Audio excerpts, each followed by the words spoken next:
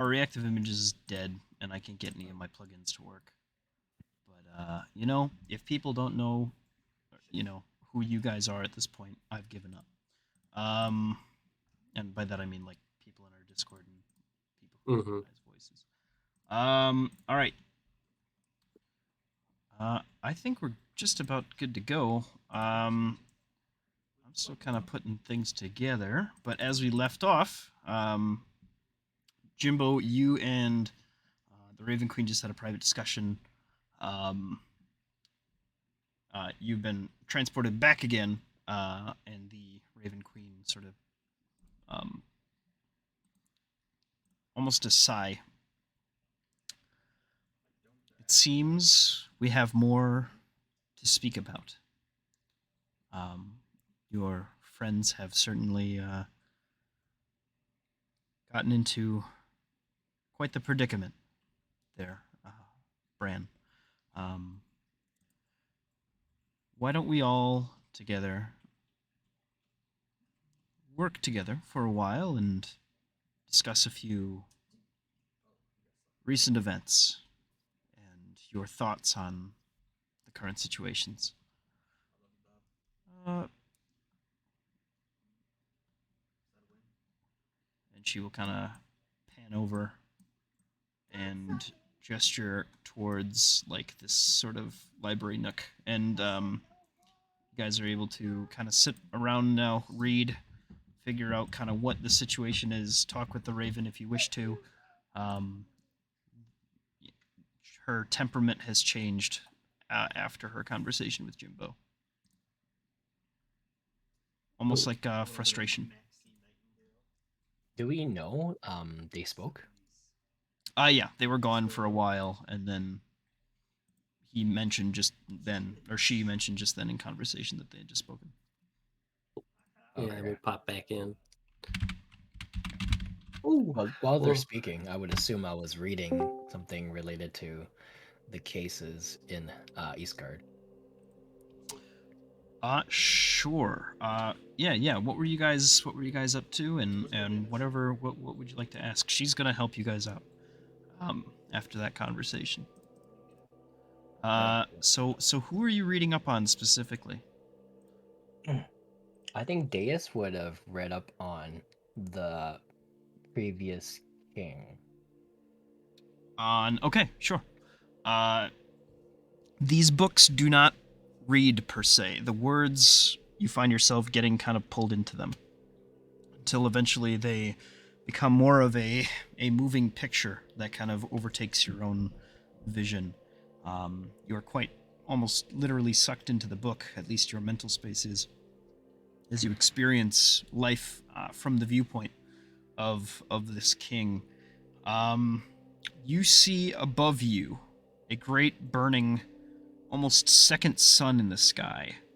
You see much of the city is on fire. You see trebuchets, catapults launching off into directions, a swirling sea of flame all around the landscape. Um, you see the king rise, kind of with this large axe in hand. You watch him jump from the tower on Ogar's Peak down into the ground and lead a charge of several hundred warriors into battle against what seem to be almost these very intense, very deranged looking elemental type creatures. Um, and at the very end, you see what almost looks to be the almost a mountainous figure rise, a living volcano of some sort, and you see the king do battle with this creature. Um, Needless to say, this was a very taxing fight battle, but you see the king fall eventually to the thunderous blows of this creature. Um, that is how this sort of scene ends. But it's odd. Remembering back now, the second sun in the sky seemed to be similar to the description of portals that you had heard of previously. And in the background, You remember seeing what might have been a comet flying through the sky, a shooting star or something like this. Long, exaggerated, not taking up a point in the sky for several minutes. Wow. Okay, so during the battle, there was both a comet and a portal up in the sky. Yeah, there seemed to be some sort of flame entity pouring down fire onto the city, Oh, or a portal, or something like this. Yeah. I would guess that's the refrain. Anyway, um, You'd know that the refrain was a strictly sundered event. oh, okay. So that's what you So more or less get from Aelinor, that. Aelinor has 4 moons, right? It does. We can only ever see one at a time. You can, when the seasons are changing over, you can see two. And that's because one is not overhead. You can see two on each, one half on each horizon. Okay, and to be clear, the comet didn't look like a moon. No, it was very far out. Okay. Interesting. As the king fell, did the volcanoes creature look like Oh, defeated? almost, Or yes. okay. Interesting.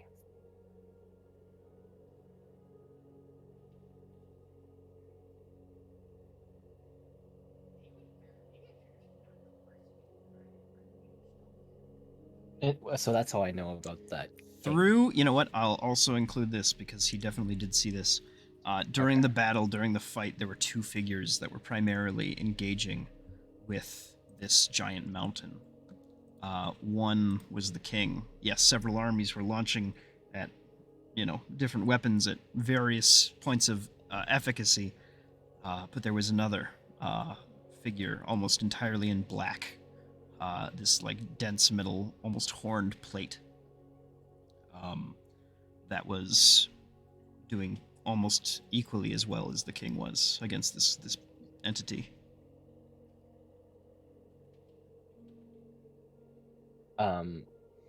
Besides being fully in black, is there any way to identify the creature? It was definitely the same like height and stature of another dwarf. Okay, okay.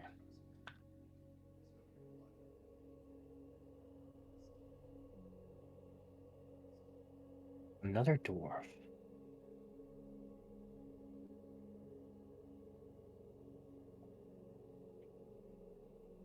Who'd like to go next? What's Bran doing? Oh, Bran's by the Raven. Bran will have. When everybody disappeared, Bran was just kind of in shock. He's spent time just kind of staring at the floor, navel gazing, a little crying. He's a crier. And when they come back and she walks over to the side, he gingerly kind of comes up and my lady, I know there's reading to do, and I fully intend to do that and do my part, but I was wondering if I might have just a few minutes, a few more questions, if you could spare the time. She will kind of give like a half smile and respond. There is no shame in investigating and asking. Go ahead, Bran. Go ahead, Bran. I'll be honest, I don't exactly know the best way to go about some of this. I'm sorry, I feel in front of a deity one should have one's, pardon the language, but one's shit together, if you know what I mean. But I'll just put it out there, and he drops to one knee. My lady, I was, as you well know, brought up to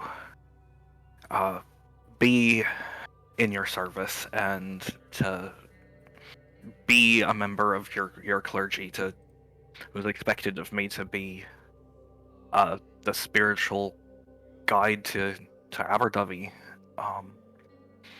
and I ran like hell. No one had bothered to ask me what it was that I wanted or anything like that.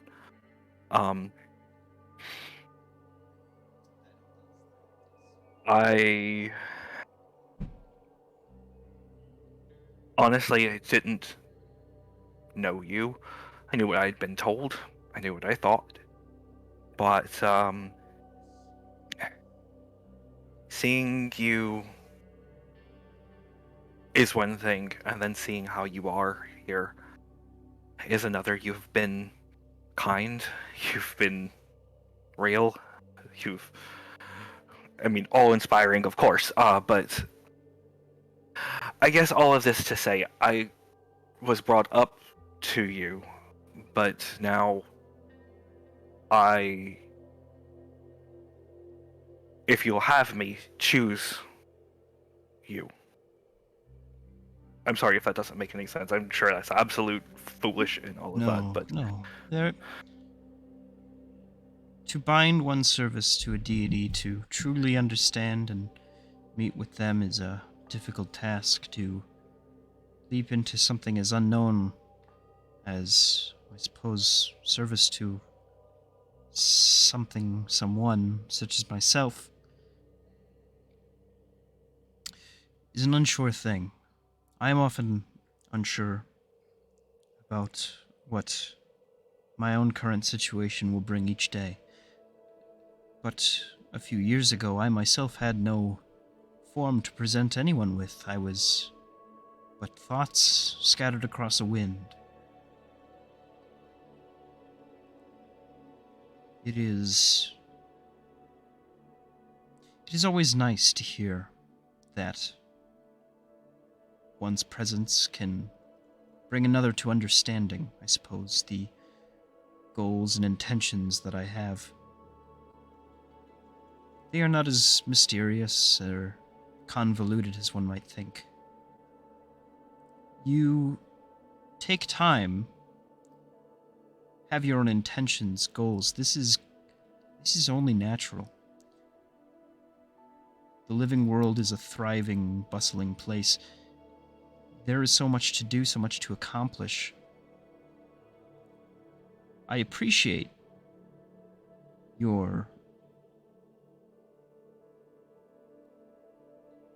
I suppose, affections at this moment. However, there are several paths forward for you to take still, Bran. Now, I will, of course, always serve as your guide. And I have been keeping an eye on you in more than one way. But I don't want you to lose sight of the greater pictures. Aberdavi was but one corner. You're leaving your station, things like this is nothing. Others will take your place, and in the end, ultimately, the greater purpose is still served.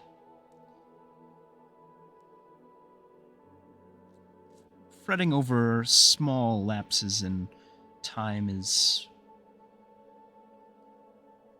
but it would be comparable to, perhaps, expecting the end to a story or a conclusion to come far too early within a broader tale. I feel like each of us has growth still that we must go through, myself included. Thank you, my lady. No, again, thank you for understanding it. That I do want to serve you. I hope one day, perhaps, there might be those that might even call me a champion of you but that I know there's many other journeys and many other stories between now and then. If there is any particular way that I can best be of service to you, please tell me. Otherwise, you know me. I'll do stuff. I'll do pretty much anything if it stays still long enough. But I will. I'm always. I'm not one to sit still, ma'am. But if there's a direction to go in, besides, the group here, which I have to say, in a week and a half, I've become incredibly fond of. Please let me know how I can best be of service. If there's a book here that I would benefit from reading, I was never the most scholarly, but one learns on the streets that you cram as much information as you can in. I think that you might find the books here less suited for strict scholars and more enjoyable. I certainly do.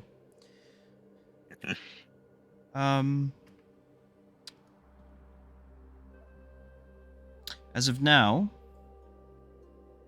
I will ask one question of you, Bran. Yes, ma'am? What do you think? What do you think of all that has happened to you within the last week or so, and all you've seen? What is your perspective? I have been with you, yet I cannot directly understand what you are thinking. I have no necessary, direct book in hand to base what your thoughts are on this type of thing. My insight is limited, is what I'm trying to say.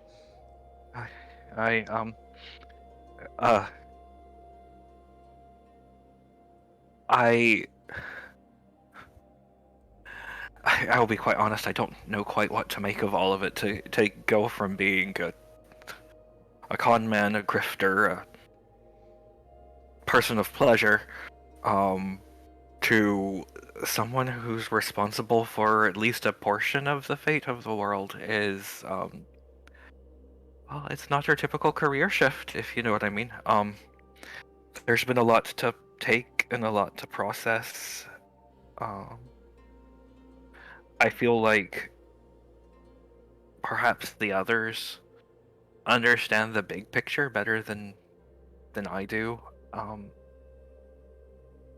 For instance, I mean, you've seen us in Eastgard, I'm sure, and all I can think of is the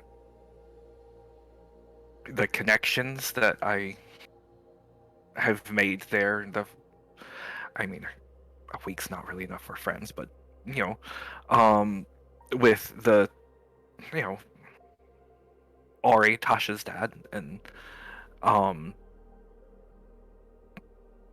how everyone is feeling about the current king, and all I can think of is how that in my life I've always been the one that's down. I've been the one that's been trod on, forgotten.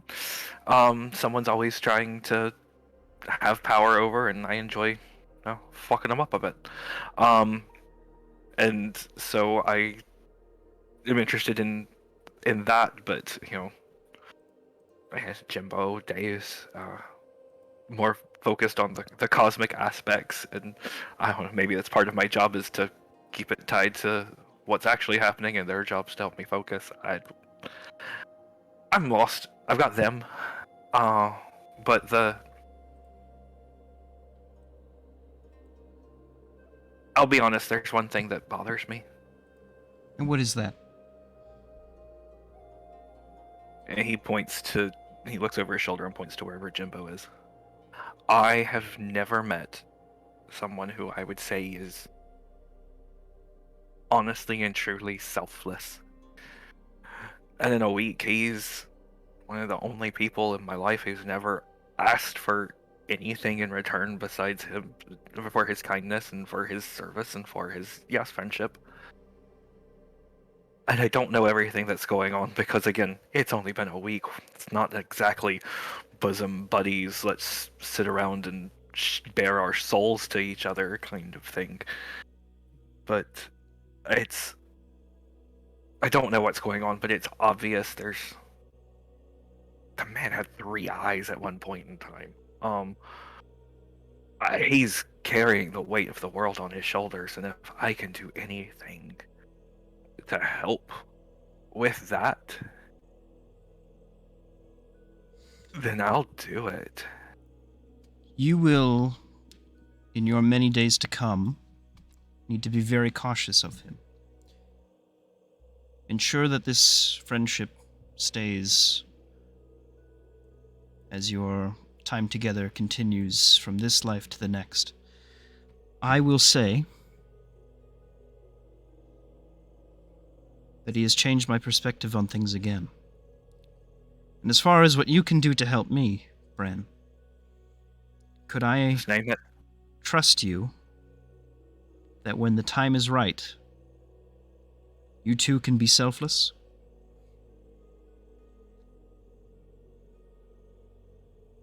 I'll be honest, that scares me, but I will do my level best. What what what's up ahead? Why do I will do my best to be selfless. I swear from the bottom of my little heart, but The seeds of a great lie have been sown. Your friend has let me know of this, and while this gift of knowledge may have saved the lives of trillions, it will potentially have a heavy toll. You know of the lands I come from, perhaps. I am not from this realm, nor the one that you are from. I'm from a time before. I do wish to Yes. return there at some point. And what he has done is opened a treacherous path forward so that all of us may return one day to the places we once came.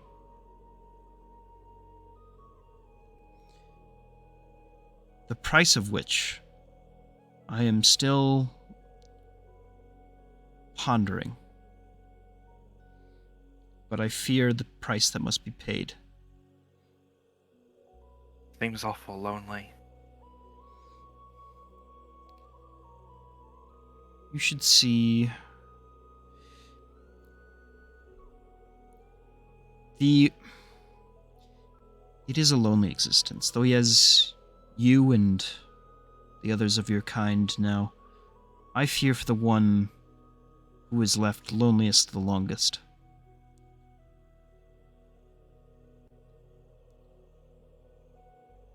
I wish to speak with you and your others without that, and she will point at the warden, alone, momentarily if possible, just off in a quiet corner. I'll let them know. To be honest, I don't think that the warden would mind too terribly much. He seems to be very much her own person. The warden's gonna call over to the Raven. If I say any names, will the books come? She'll the Raven will give a considerable nod. She'll walk over, and you'll hear her start muttering names, and books will just start flying from across the room all over until she's got a pretty sizable stack.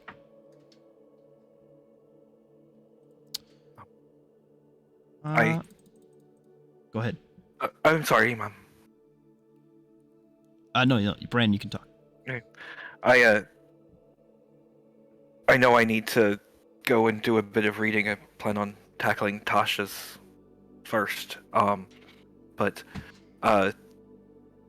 one other thing, I don't know if he happened to mention it to you or not, but when we took out the eye, we also foiled something that Kalas was up to. Kalas is quite the interesting aspect, I must say. Almost a trickster more than an actual enemy of mine, though we may openly wage war against one another. I'm sure that whatever they were doing with the eye was strictly for the betterment of our current situation, though I would not pretend to know his thoughts and machinations. He seemed to be out on a lark. He basically told me I was a cosmic killjoy for dabbing his book. I'm sure he had some sort of deep-seated plan. What was the exact story behind this encounter with Kalas? Because now I wonder. Well, we went to,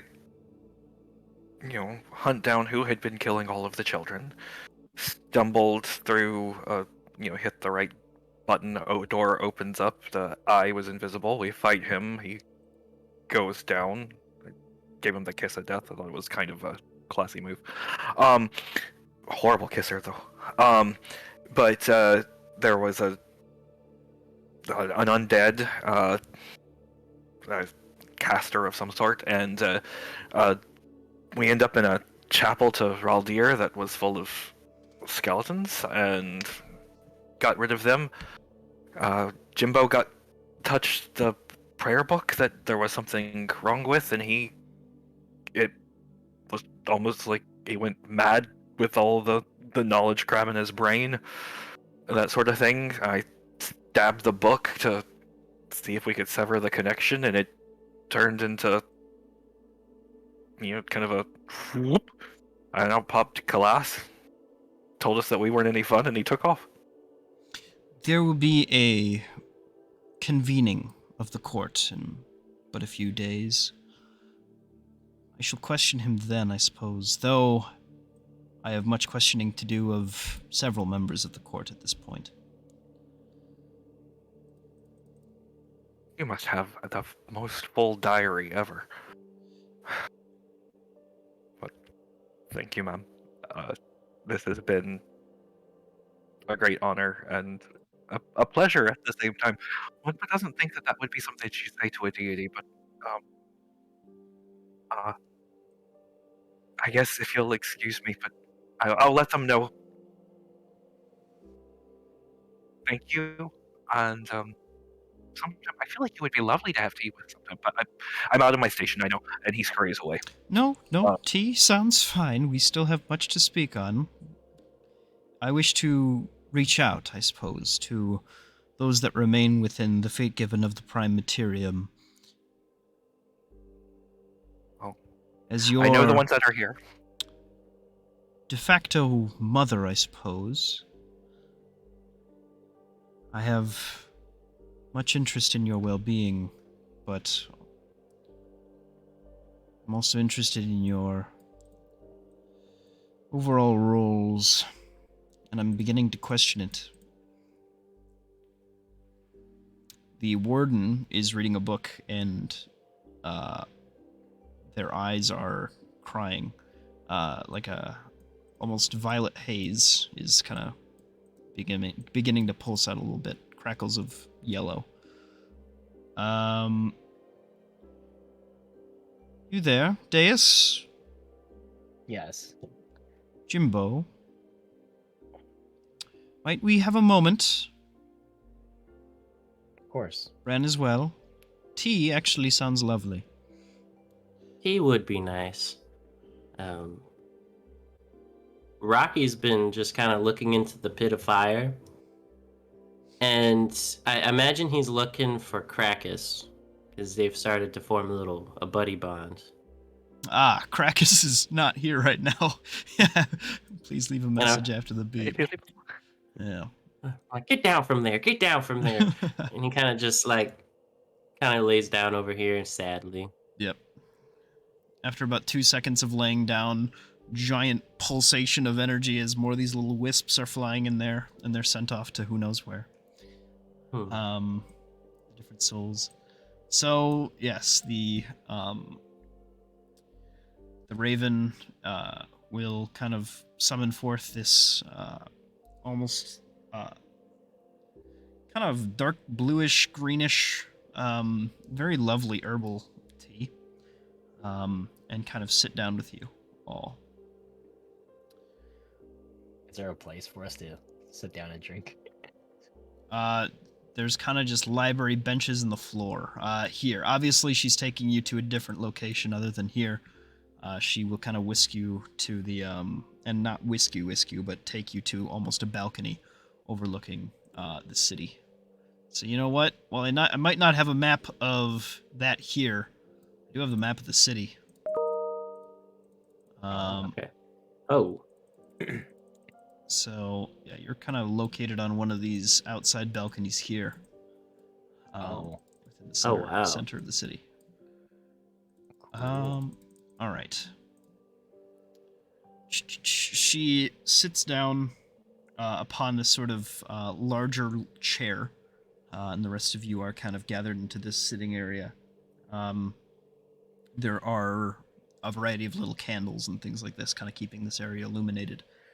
From around this area, you can see a variety of different kind of figures moving within the courtyard, setting up things, constructing different, siege weapons. It seems like keeping this structure safe from harm. She would kind of sit down. Jimbo, if you could, I feel like present company is perhaps trustworthy to fill in the information that you have shared with me. The What title. did you guys talk about? Well, guess I quite wasn't ready to share it, but I will now. While you guys were interrogating the eye, I went back to my room and I tried to meditate and attempt to talk to Asgarath. And as I managed to speak to him, but before I did, I actually spoke with another entity altogether, and it was another dragon similar to Asgarath, and its name was Cronapsis. Yeah, Cornepsis. Yep. Cronepsis. Let's say that. Yeah, and its name was Cronepsis, and he essentially was. Yeah. Similar to Aelinor? No, sorry. Asgarath? From what I could tell, but he was essentially described himself as the man at the end of the time. But what he wanted me to do, and he was, I believe, the one who's been showing up on my face with the three eyes. He wants me to bring Asgarath into the void and essentially restart time. He has power to restart time. Essentially, by bringing Asgarath, I don't quite understand it myself, but by bringing Asgarath into the void, or essentially summoning his visage, will start an event, and that event will essentially restart all of time. It'll kind of bring everything to an end. Nobody will all cease to exist, and well, essentially, it'll be like nothing ever happened. But he wanted me to do that with Asgarath. What's the purpose of resetting time? Well, he doesn't necessarily work for Nemesis or Nemesis. Nemesis. Nemesis. Nemesis. Though he does seem he's sundered. He doesn't seem to directly be working with with her. I think he wants to end the plight on all of the sundered just as much. At least this is my theory. We didn't really talk long, but he was showing me planet after planet of just sad soul and tormented people, and it was quite a sight. It was awful. Um, but then I talked to Asgarath, and he essentially told me he wants me to go to each of these planets and basically wipe out every soul on there. He wants me to just conquer each planet until that we have them all back, which seems like it would be an endless fight. If we're talking about all of, all of all of the multiple universes, which I couldn't even wrap around my head around there only being one, but there being multiple. I mean, how many could there be? So, how many planets, how many different realities would we have to fight? I don't think that would be feasible. I don't And think then, we are responsible for fighting for every planet out there. We have to defend ours and do what we can in our power to do that. I believe it's very possible, but to reach beyond the planets, I'm not sure if we're capable or even need to. Is well, that really our responsibility? maybe not yours, but it is mine. Why do Um, you take it upon yourself to do that? Or say when that? when I saw the futures as y'all saw yours, I was given the fate of essentially a warden, and become now similar to the warden souls in a way. Kind of But ponders even for a our second. warden soul fights for us. Doesn't fight for the other universes. That's actually I'd false. imagine. Would I know that?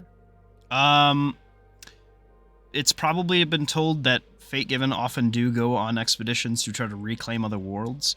The Warden has tried multiple times to take entire planets, and they are generally destroyed by Nemesis directly. Ah. Hmm. So It is also very much the Fate Given's purpose to reclaim the universe. Ah. Aelinor said as much. um, well, go ahead, Brian. Bran has gotten his cup, and his cup is he's perched on the balcony edge, kind of looking out, but just enjoying all of this as weird and as I don't know, it's somewhat cozy. I just was, pardon me, but what did both of them get out of this? I mean, there is no reason. I'm sorry, it just seems like they're both running a long con. The Raven will Wow. speak up. No, this is quite true. This is a show of power, I believe, from either entity. A struggle, a toil. For who has the bigger stick that has been lasting for several millennia? I believe that, personally, neither option is necessary. And there are alternatives that may prove far more efficient and beneficial to those both living and those who are taken away from us. You have alternatives in mind?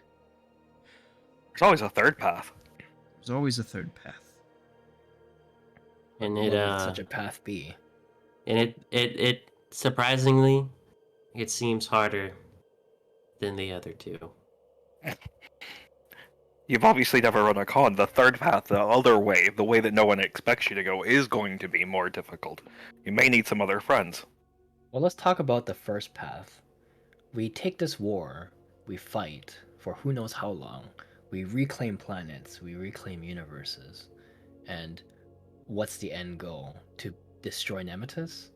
Destroying have- Nemesis is a near impossibility. To do so would make a reality where there is no absence of space, where everything condenses and forms into a single mote of pure creation. There must be a balance between the two. Her existence has to continue. Yes. So I suppose then when we reach the end after reclaiming so much, the goal is to change her mind, to make her stop attacking, creating Sundered. What is her reason for making Sundered anyway? I'm assuming she is the one responsible for creating the Sundered. From what I understand, from the brief moments that her influence fell over, at least this corner of the Shadowfell, there was a great hatred between herself and Asgrath at the very beginning of time, the two of them struggling over one another for eons. And now that she's free, she wishes to overtake him and bring them back to that point of struggle. She seems to get something out of the strife that she puts Asgrath through. Io, specifically, not Asgrath, the greater form. You like it rough. You're cutting out. I think he said she likes it rough. Oh, okay. I think Sorry, that is what just would- about right. What? What would I know about Io? Io is the broader form of Asgarath, whereas Asgarath is more like a manifestation of the power. It is like a great worm that Io creates that is Asgarath. Io is the broader multiversal, like, creating entity that set everything in motion. Wait, that's not Asgarath? They are the same creature. Asgarath is just the manifestation of Io. Oh, okay, gotcha. So you're saying at one point that Nemesis was not free, and I guess Asgarath or Io had full control over the universe? Correct.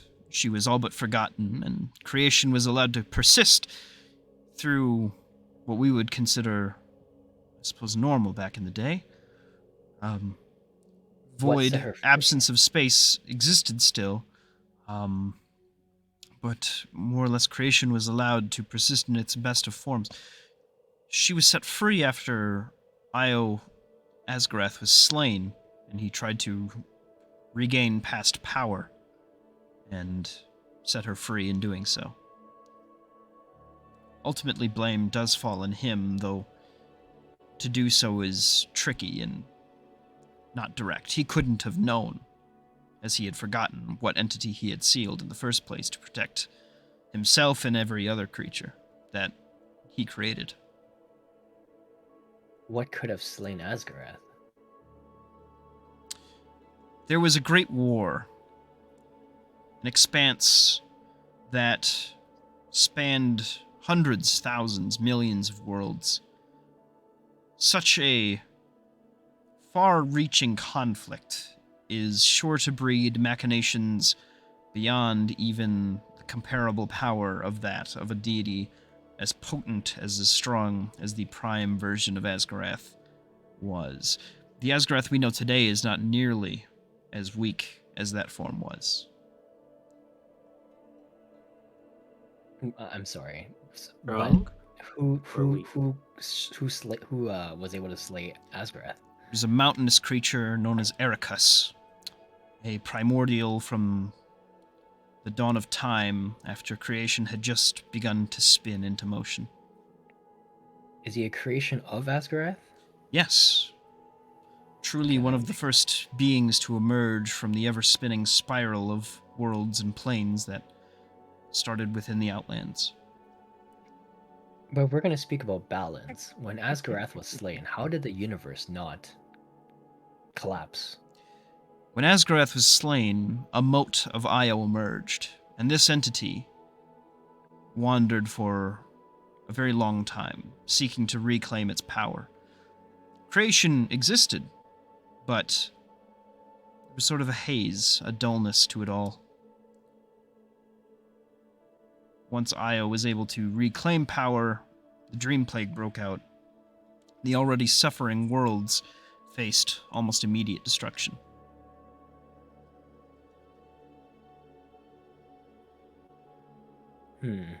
So while Asgarath's form was slain, Io remained, though in a weakened form.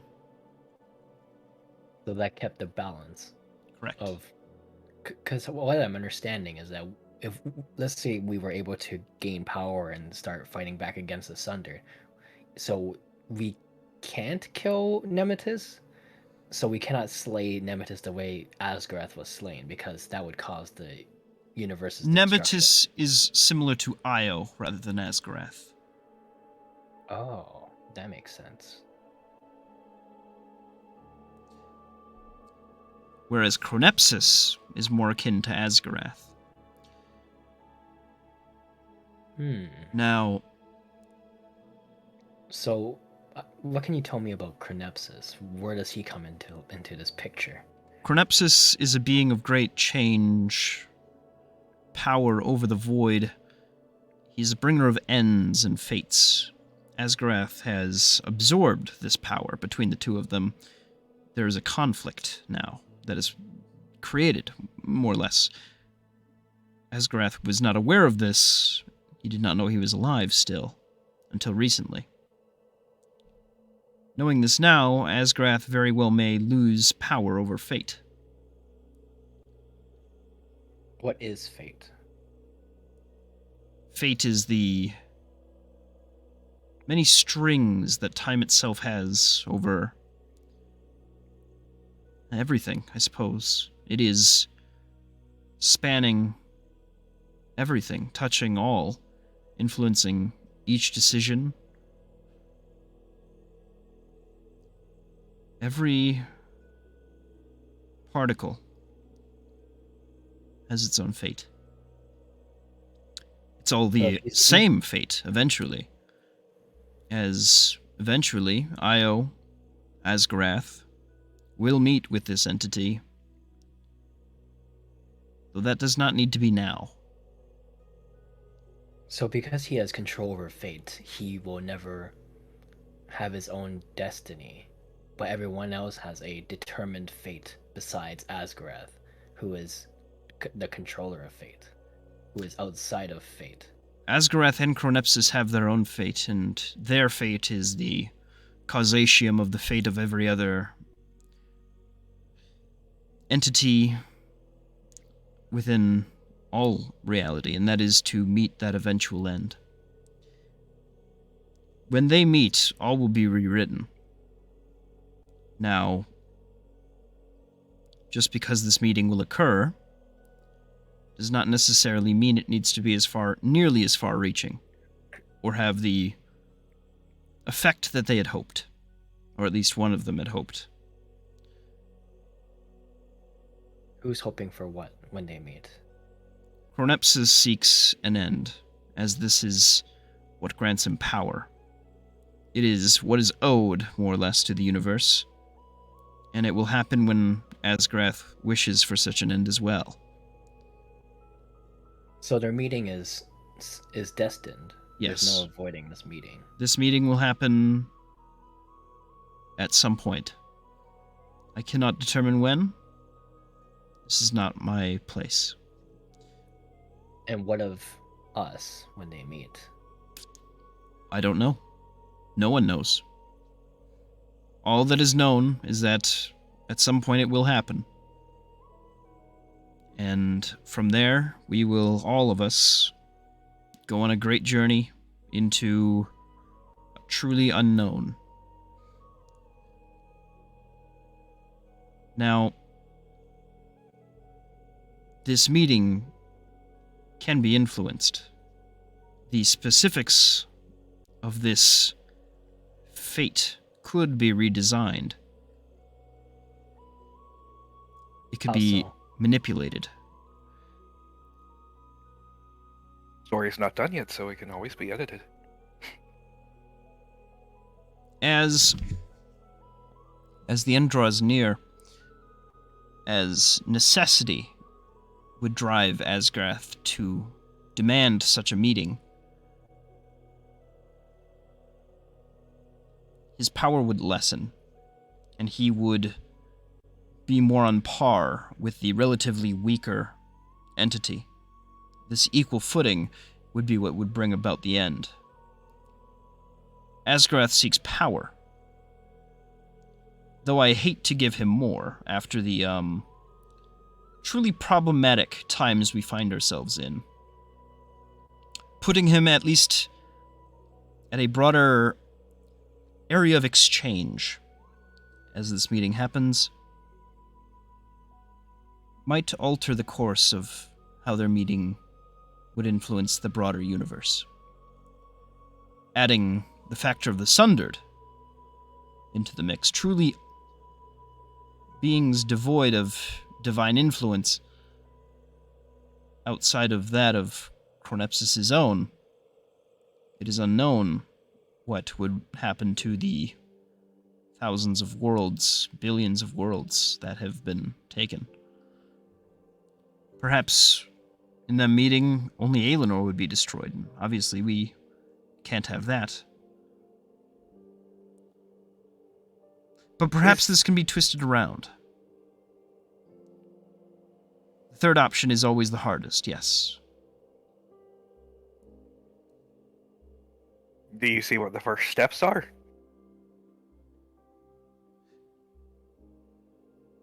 First, I have many questions. I'm sure you do. We have one piece of the puzzle.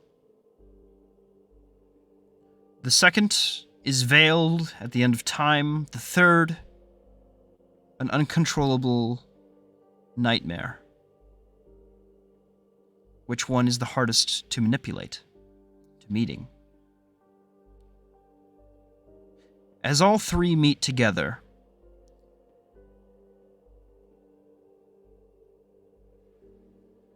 powers would offset one another.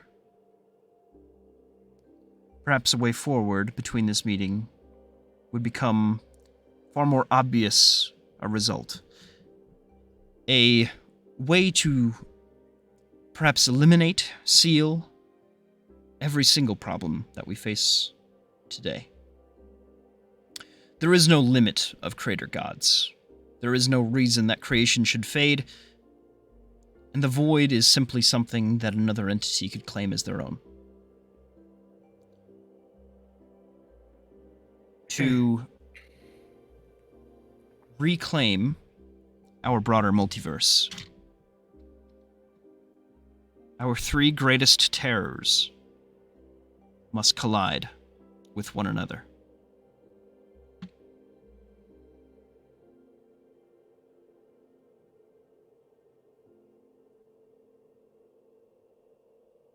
I'm all for making a bigger table, but how does one do that? Well, to put it simply, we have to somehow convince Asgarath and Chronapsis to merge and fight Nemesis.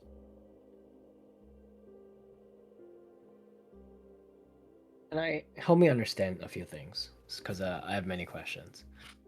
So Asgarath is seeking power to win over. But I thought that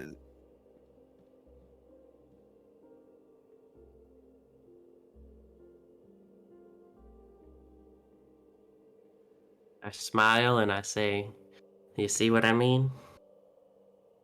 Wait, what? All right, so Asgarath is seeking power to win over Nemesis. Nemesis wants to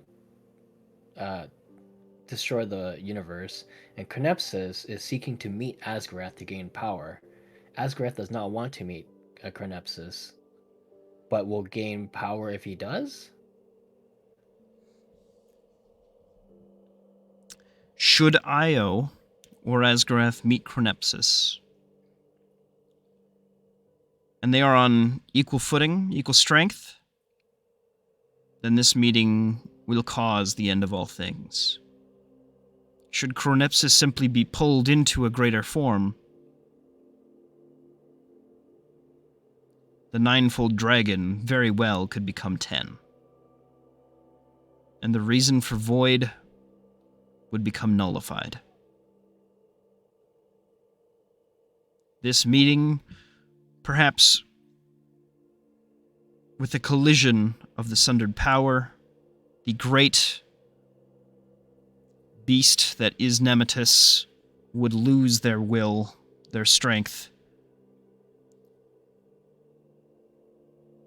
And the exchange between the two perhaps would bring a greater equilibrium to our sundered stars.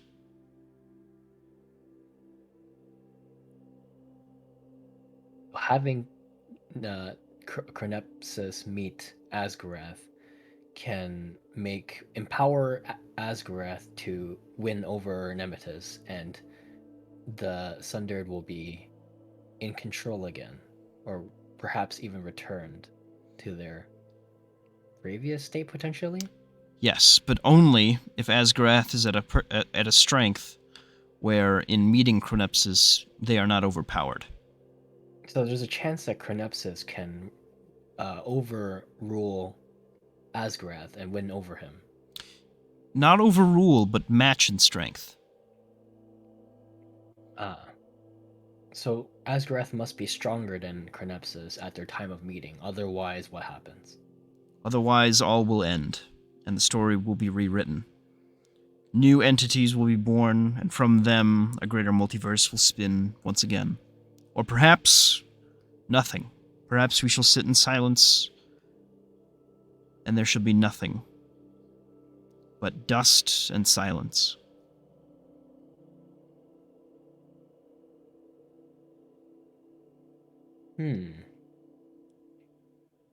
How do we empower Asgarath? There is a fragment of his pure strength within every member of the Court of 20 and the World Titan that resides beneath your feet when you are in Aelinor. There is their strength within each of you and within every creature upon Aelinor. Should he gain that strength once more, he would be quite formidable once again, able to be at the strength he once was, where he was able to set this world and several others back into motion, albeit at a smaller rate than his initial ignition of the universe. He was able to create this set of planes within but a few moments. It is choosing how much to sacrifice and convincing those that we must lose that this is the way forward for everyone. That was what I was thinking. You're asking an awful lot of people to make an awful big sacrifice. I don't understand, though. From Aelinor's point of view, that seems like the easy choice. Why would he not do it right away? He simply needs to absorb us, Aelinor, the Court of 20, and then he has to meet Chronepsis, and then he'll absorb him as well, and then he can recreate everything. It's easy to say. In meeting Nemesis,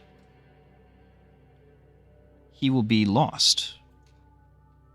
Matched against that strength of that creature for all eternity. He will lose the seat of power, however small it is, that he currently holds now. But you told me to empower him. He needs to absorb us, the planet, the gods, and then he'll be strong enough to meet with Chronepsis, which will make him strong enough to defeat Nemesis. Not defeat. Overtake. Yes. Temporarily, yes. Undo what has been done, yes. But after that point, how do you keep an entity that strong who can take entire multiverses within moments just at a mere thought? a manifestation within your mind reaching out into a broader plane. He must... Well,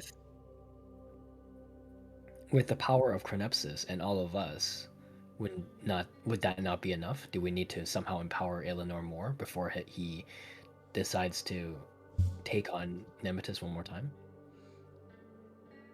Again, it is not the exchange that is the issue. It is his fate after meeting Nemesis that is the problem.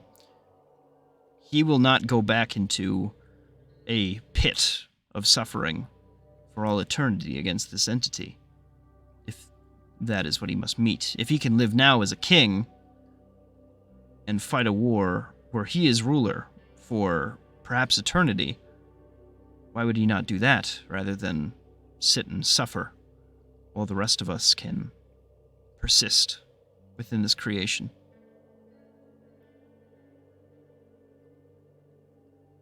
So he wants us to exist so he can feel powerful?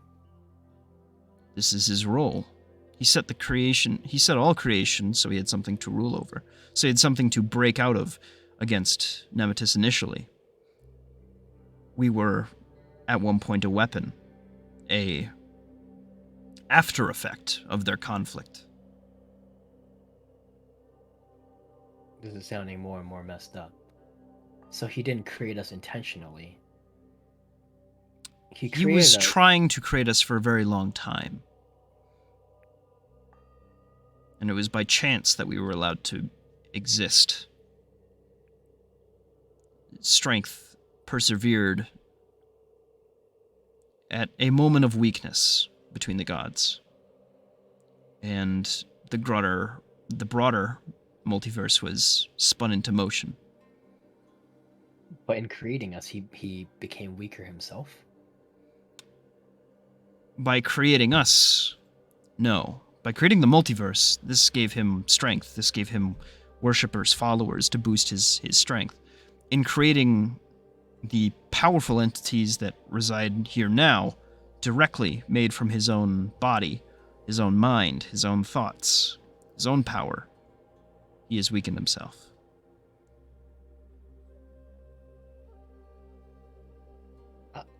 I still don't really understand. So, in terms of answering your fate question, if he absorbs Chronepsis, then he would have control over fate. I still don't understand why he would not just absorb everything he can. His creations, Chronepsis, have control over fate, and then, after being able to more equally balance against Nemesis, he would, at that point, be at a power level where he can recreate everything, perhaps even more, and sustain it. Why does he keep us around? Again, should he do so, he faces either another eventual sundering, another dream plague, or he must toil, left forever to rot in a endless conflict with the entity that once ripped him to pieces and shred his wings to mere bones as they sat before the time of creation. He does not want to lose what he has gained from this conflict. He does not want to lose what he gained from his initial victory. Even if he has to crawl up an impossibly large mountain to get it back, he wishes to see this conflict to an end. What is victory for Aelinor? Not Aelinor, Asgarath. It is to be heralded again as the creator god of all things, across all worlds, and to not be forgotten.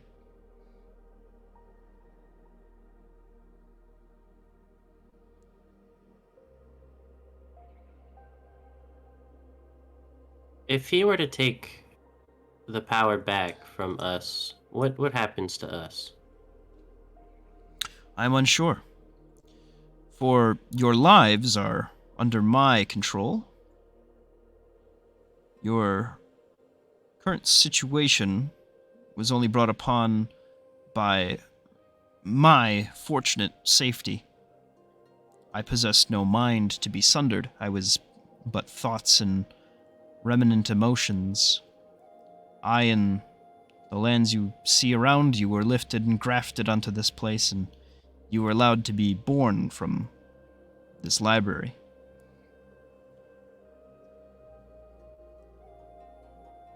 So if Though your Aelinor power would be very dampened, stripped away, and sent back to the god from which it once came. We'd still be us, right? Yes. Your lives come from me. I've not been special before. Like most of my life, I understand that. I mean, this feels like. I'm sorry, but This feels like when you watch a couple that are married but hate each other, then start using their children against each other. It's all just a divine fight. I'm almost fucking glad my parents didn't even care enough about me to raise me. This feels used.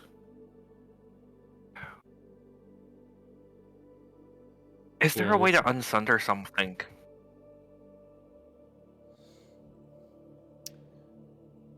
Yes. I believe there are ways around the sundering.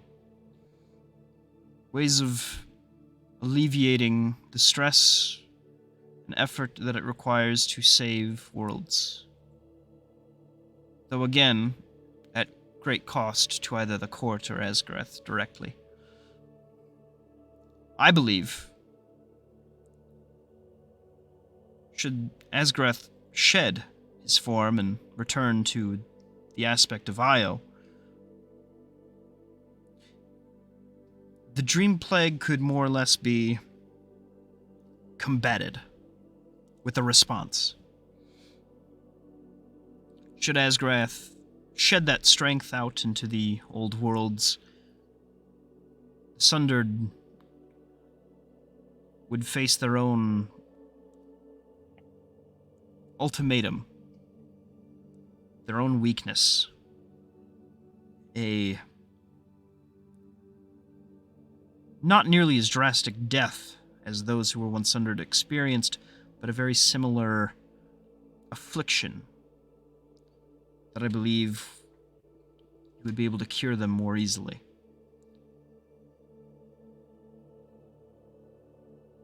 But the problem is no one likes to lay down power. Especially someone who's got a lot of it. But what's the cause of the dream plague? The Dream Plague started but with a single thought.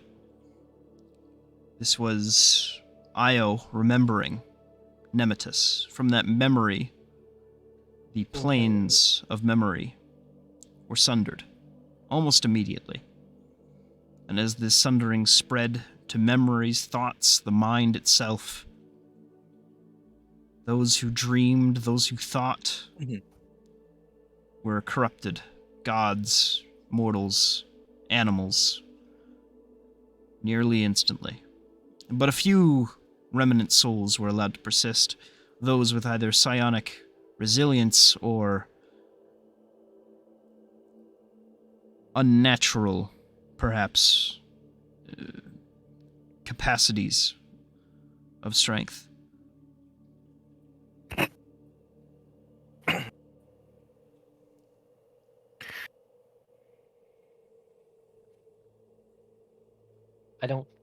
I'm starting to lose my concept of existing. Because it seems like the greater god, Asgareth, doesn't believe there's a way to win. So why are we fighting if we cannot win? I believe Asgareth does believe that there is a way forward. It just requires endless conquest with him at the helm. If it's endless, there's no end. It would just be forever fighting. I don't see the purpose. Forever fighting even has a front line that moves. I think he's playing the longest game there is. I believe that is the correct idea.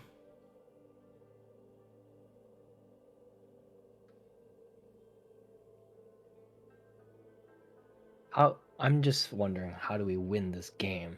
Sure, it's a long game, but if there's no end, it never ends. There has to be an end, right? I suppose ultimately that is up for you to decide. Or perhaps Asgrath, depending on their actions. Will you fight endlessly? Will you find ways to make this struggle less of a task? Will you end it all and start over? Or shall you find another option?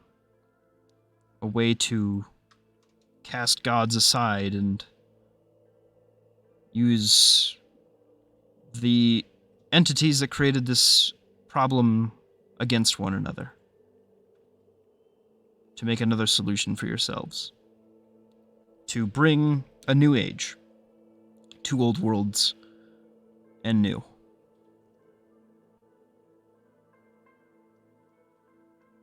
I mean, if I have the power, then, like I said,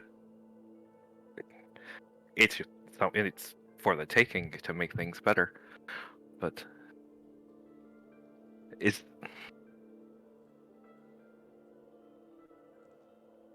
it just seems like everyone's walking around with a chip on their shoulder. Is there not a way for all of us to sit down at the table? I know it seems like there's not enough seats. But can't we make a bigger table? It's funny that you should mention this, as there is quite literally a table in which the gods, all of us, shall be meeting very shortly. Perhaps by special request I can request the Fate Given to sit in. That would be appreciated. Wait, Now- I can meet Raldir? Oh, of course, all of them. I would say, though, that you might want to mind your words very specifically, very I was about to carefully, say, as there are entities of quite vile strength that might find particular remarks at issue. They might have issue with these thoughts. Has anyone sat in with the table before? Oh, yes. Your own warden, at their first arrival, had to sit in to be accepted into this new world or be cast out again into the cosmos, and by near majority, they were allowed to persist within this place. It was done Right. at a vote between the Court of 20. Yes. my guess is someone's hoping for a recall. How did that go? How Perhaps. close was this vote? It was one vote. One vote off from Yes. being cast away? A near even split between all the deities. That doesn't seem promising. I'd imagine the same numbers would be appreciative of us being there, or rather approving of us being there. I think you'll find that the court is more amenable to the many Fate Given that they have at their control, as it is not just your small collection that resides within the material realm that serves them, it is also the broader legions across the different planes that they also care for.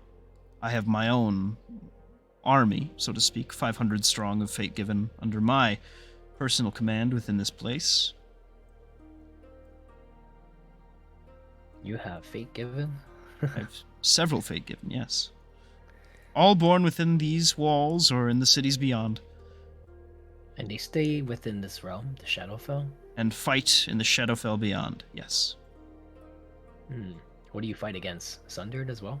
Sundered, yes, all I must say I have an easier time at it than most, as this city, and at least parts of this city, were the only parts that were saved from the previous plane. While it is a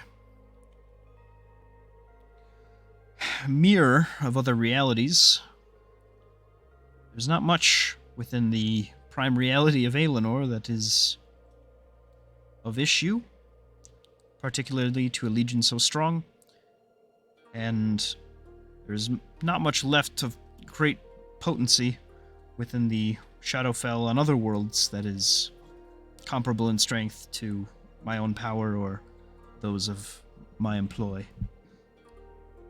So with your own realm to control, how does Aelinor matter to you?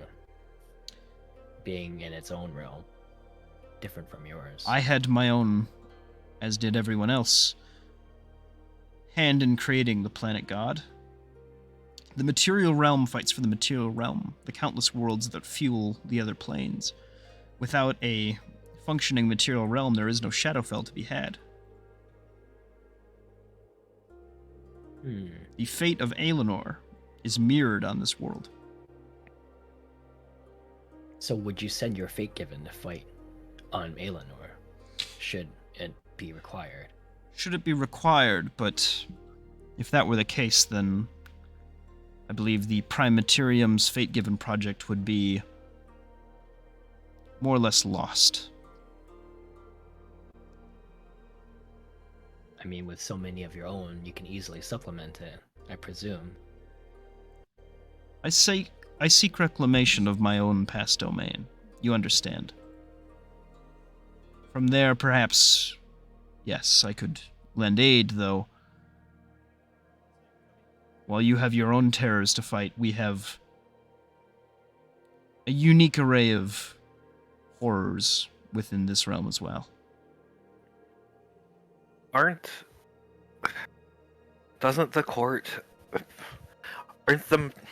we the material fate given each a bit of a representation of one of the court? Yes.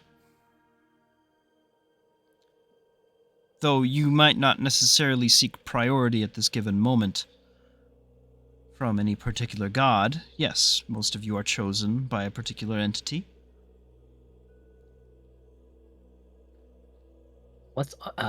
Is there an agenda to be had for the next meeting? Gods have an agenda. The next meeting shall decide.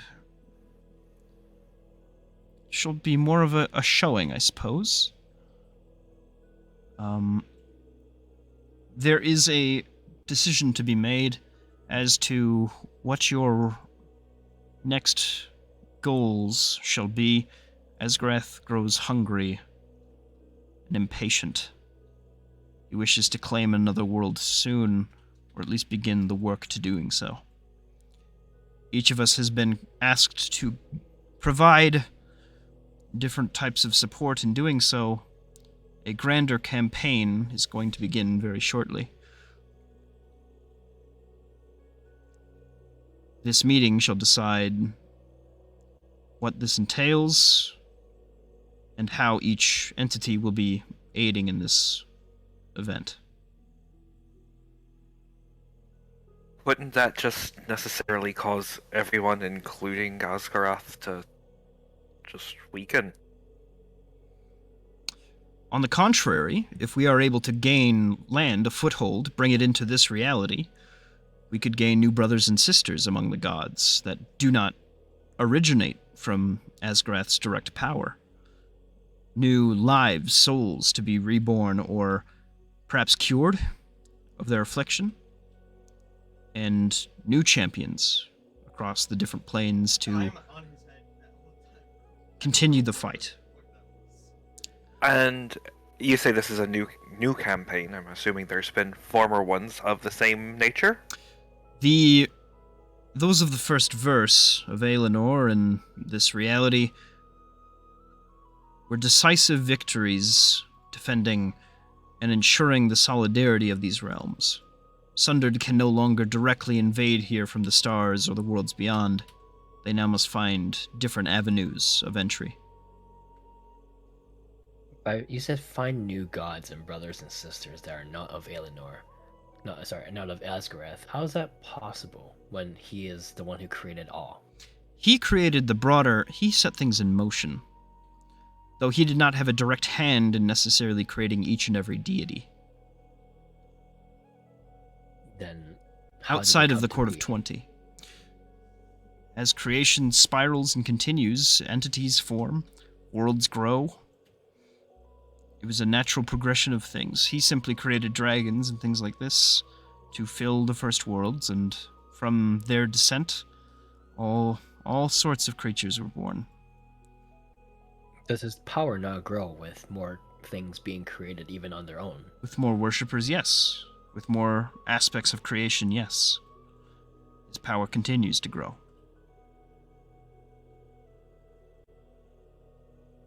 So things that get created, actually, is that even possible? Things to be created on their own that is outside of Aelinor? If Asgard? creation wills things to come into creation, then yes. So those things that gets created don't empower Asgarath until they're on his side or until they worship him? How does that work? No, yes, creation itself fuels him. Having worshippers adds to this power.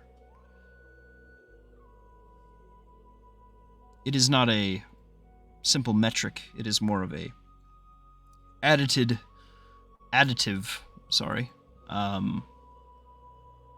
quality.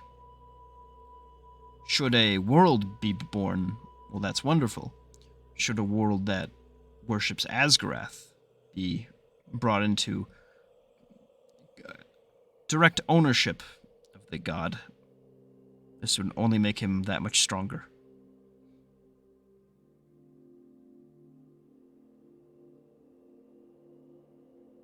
What would you do, my lady?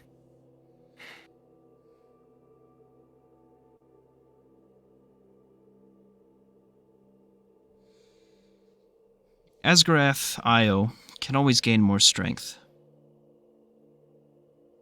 Perhaps a tempered approach is in order.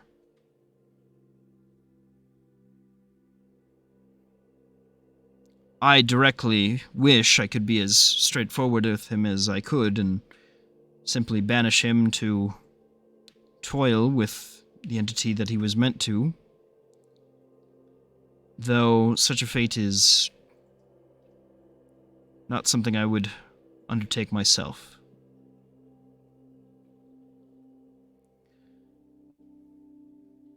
So for now, I suppose, I would ask Asgarath, next we meet, that he extend himself more into those cosmos. And create a means for you all realistically to do what you are meant to. And what would that be? Just as Nemesis has her dream plague, I believe Asgarath could aid you in the reclamation of bodies and souls on your journeys into the worlds beyond.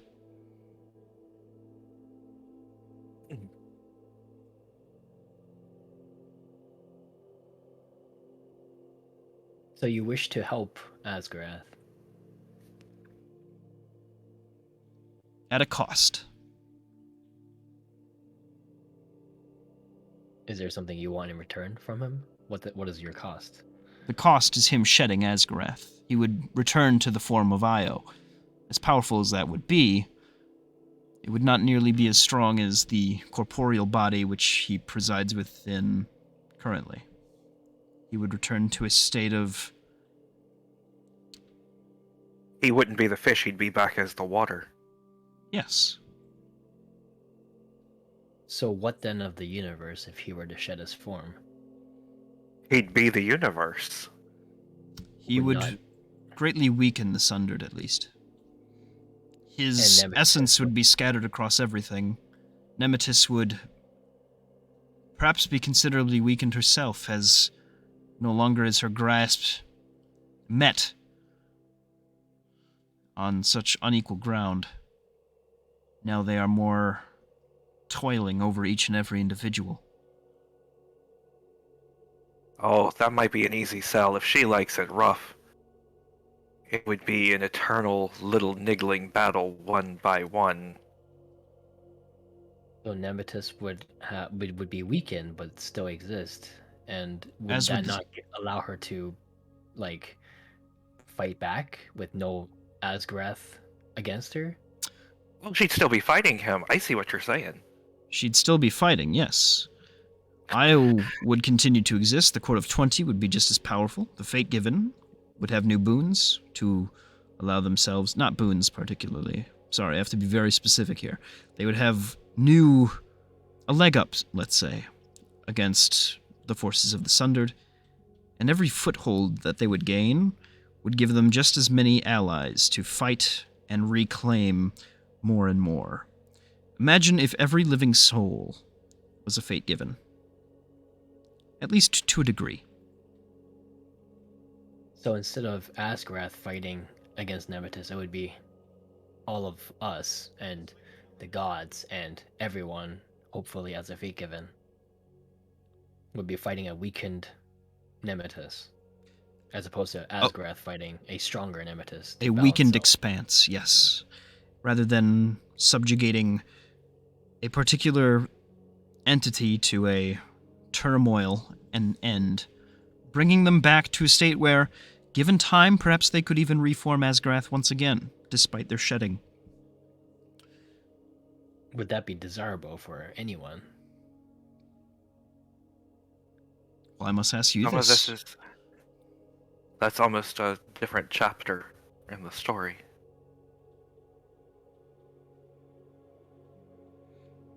What do you all think? Understand where I stand with Asgarath, because at the moment I don't like his methods.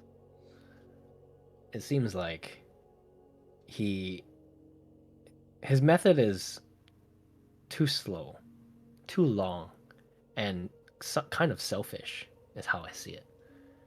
I believe that is quite literally the point, is to remain in power and serve as much as he can.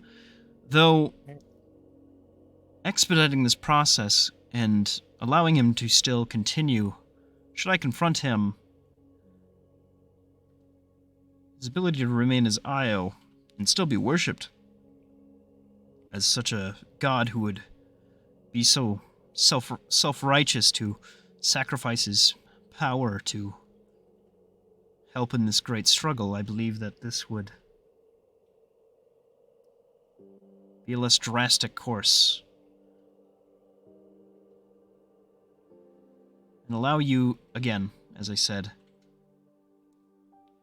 a far more direct way of ensuring that this conflict does not drag on for endless millennia. So what is holding him back from shedding his form sooner? I believe he has not been faced with the ultimatum, and so he wishes to remain atop power with his current form. What would convince him to shed his form? If I were him, I would imagine that it would never really be worth doing. We've got to puff up his ego, don't we? Quite the opposite, I think. But perhaps. As I said, an ultimatum must be made. Like what? I feel like his ego is what's holding him to stay in his form. He wants to remain in power. That seems very egotistical. Well, from what I understand, I can summon him into the void anytime I go to the void, thus restarting time at any point. Restarting time would require him to meet Cronepsis. That's what I mean. I would kick that event off. I think We... that I should have a conversation with him, and that this is all it should require. With who? Asgarath. Io. At the start of the Second Era, he exalted me, allowed me to bring a new form, and join him in a duality of strength. I am almost as powerful as him at this current moment.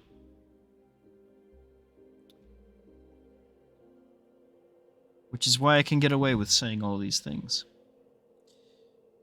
And We're- threaten.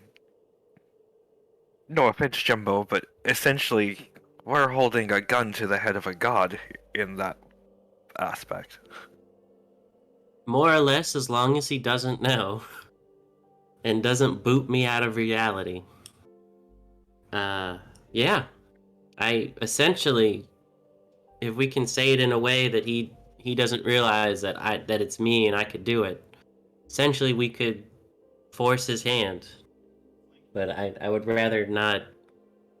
Now, ultimatums. I don't know if y'all had past relationships, but ultimatums in relationships are a dangerous thing. I'm not concerned about how we do it. I'm concerned if we should do it. Well, think of it like this, Deus. At least as I understand it, and do correct me if I'm wrong, madam.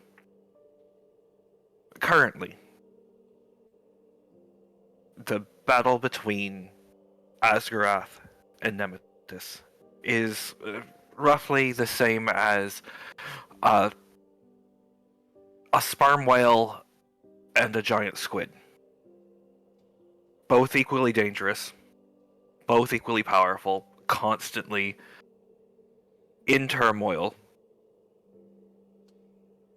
wanting to devour the other one, and able to leave some pretty nasty scars. Sometimes getting a little bit of a head up on the other. But there'll always be giant squids and there'll always be sperm whales. However, if suddenly the sperm whale were the entire ocean, then everything that lives in the ocean, basically, fish breathe water, breathed it in and out all the time. It'd surround the squid, and the squid may have to take a different tactic as well. But it would give at least the potential for the upper hand, a grander reach, a bigger amount of glory and power, because yes, a sperm whale is a wonderful thing to look at, but it's no ocean. Asgarath casting off Asgarath and turning into Io is becoming the ocean. He would embody all. And taking the challenge to Nemesis on another level. He'd be playing chess in 3 dimensions. But what that does is, at the same time, phenomenal cosmic power. Itty bitty little battlefields because it goes to person to person. But instead of having it be a select few carrying out this war, it could be a broader... We're all. Yes. One fish eats another. Now there's 2 fish. 2 fish eat 2 fish. Now there's 4. I think if I realize cosmic powers are not, humanity, but if he's anything like some of the fuckers I've met in Hal Hazar, telling him that yes, he's wonderful and he's powerful now, but if he would just think about changing his brand a little bit, it would allow him to have more reach and that sort of thing. It may just be one of the things that you need. And if he doesn't buy it, we've always got the Jimbo, Johnny in our back pocket to blast him into oblivion. Which, trust me, I like being around. I don't want to do that, but he likes being around too. There is always the question, to add on to your metaphor, of the fisherman. Now, as I see it, there was once 1, there are now 2. And this also gives us a leg up on the situation. I'm sorry, who's the 1 and what would be the 2? Well, suppose one's a bit young. We have 2 wardens now. Now, famously, my disdain and others' disdain for Miss Soul, or Soul in general, is that they tend to end divinity at a broader scale. Sending a god hunter, after how many countless sundered, only turns the tables more. Having 2 of them speeds up this process. It also holds the sperm whale at gunpoint.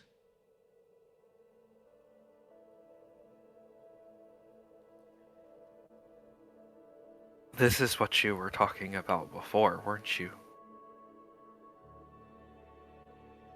Well, if we're gonna use this metaphor, the fisherman can just catch the giant squid, and since we know the sperm whale is not an issue, then that would be the end of it all, would it not? I don't know if You don't necessarily just want this would work this way. I believe the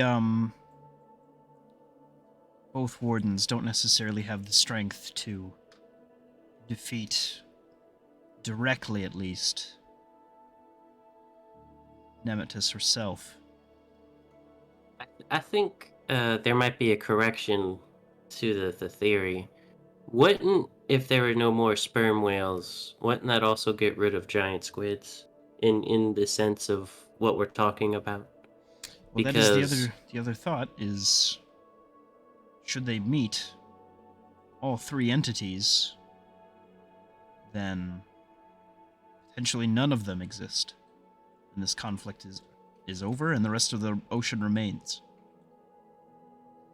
well, you were The three talking as in- about you were talking about the sperm whale becoming the ocean, thus weakening the Squid? the squid.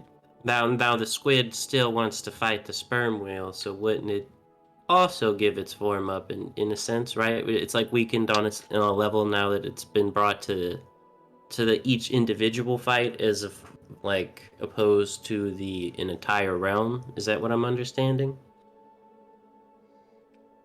Like they're fighting on the realm scale right now, but it would be brought down to basically the person to person scale Yeah. of a fight. Yeah.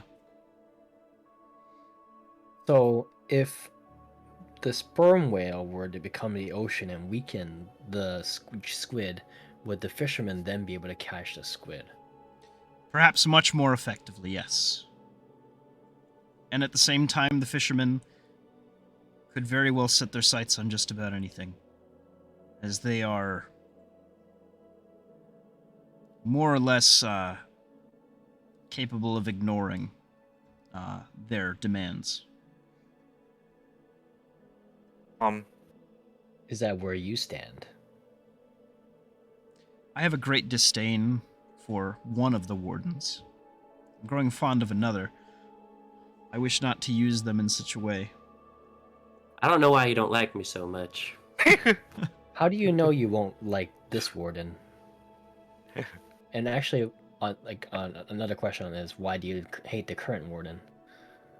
Oh, I like this warden just fine. And she's pointing at Jimbo. The previous one has a very colorful past with all sorts of crimes against the soul. Their power began at a betrayal of the natural order of things. They like to hunt for just sport.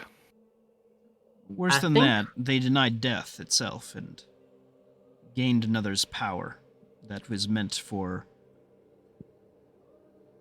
an afterlife.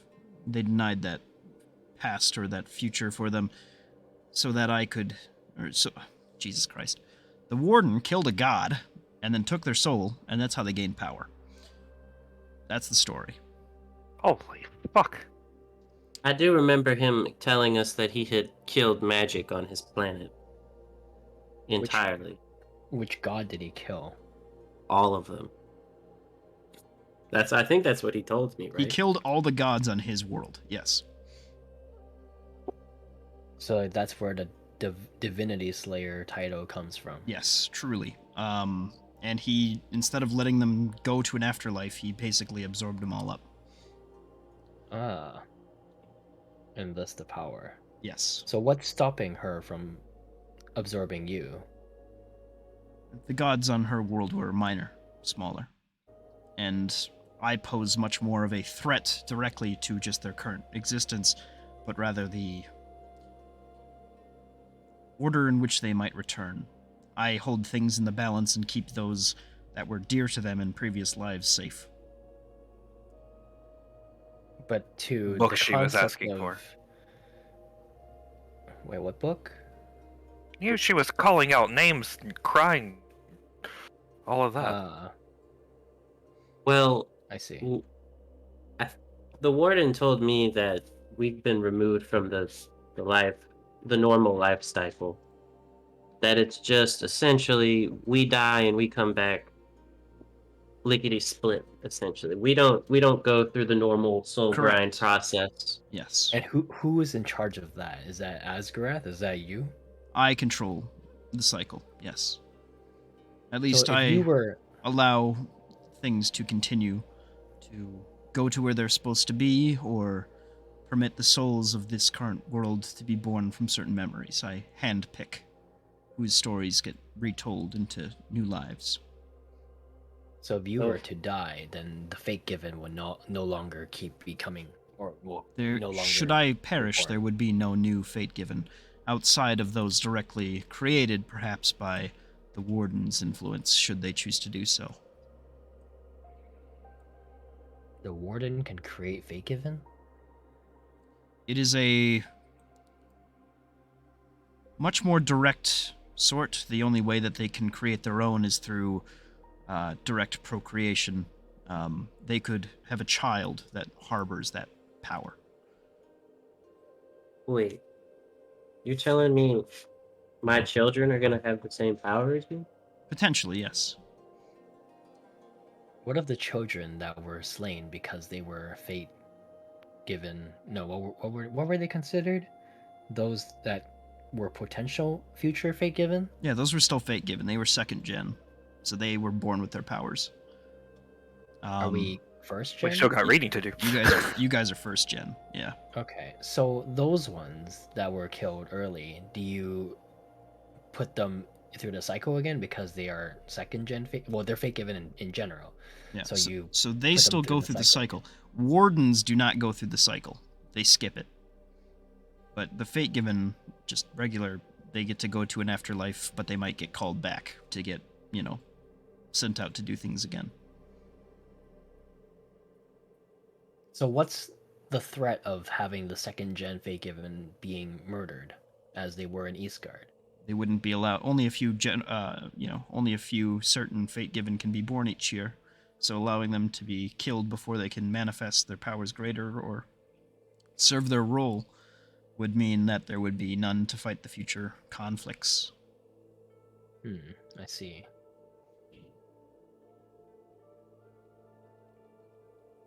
It takes us 10 years to muster the strength to summon 25 more of you. And you said you have over 500 here yourself. Yes, I never lost mine. Or if I did, I was able to get their bodies back. Bodies back. So if we're able to somehow create bodies, can we artificially create more fate given?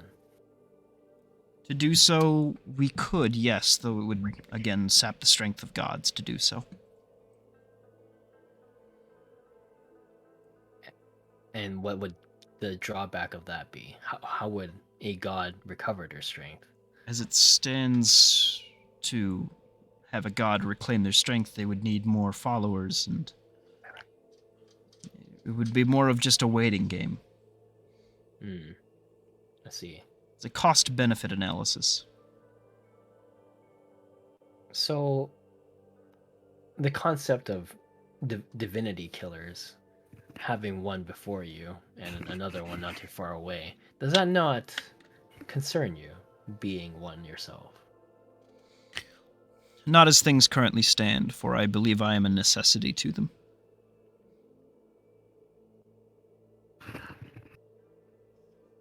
You want to kill Miss Raven Queen?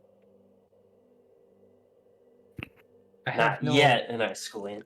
No, I just have playing. no ill feelings towards you. I'm just wondering now, since such beings exist, who is it to decide which uh, gods stay alive and which ones die?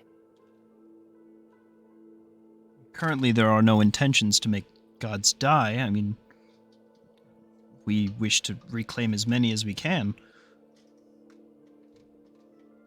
It's the act of doing so that has been proving troublesome. During all conflicts, we have been able to gain but one soul as potent as a god's, and we are currently keeping them under protection until they can be born onto a world that can support their destructive behaviors. I'm interested to hear more, but that sounds like secret information.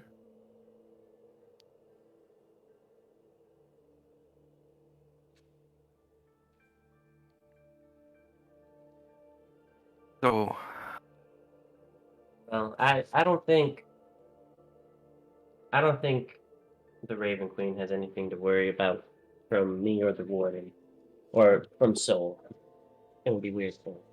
No, I Um, don't think so either, but the fact that you guys exist seems potentially concerning because they want to point this god killer towards a certain god is what I'm hearing. right, Nemesis. No, That's what. Wait, what? they want you to take out Asgarath.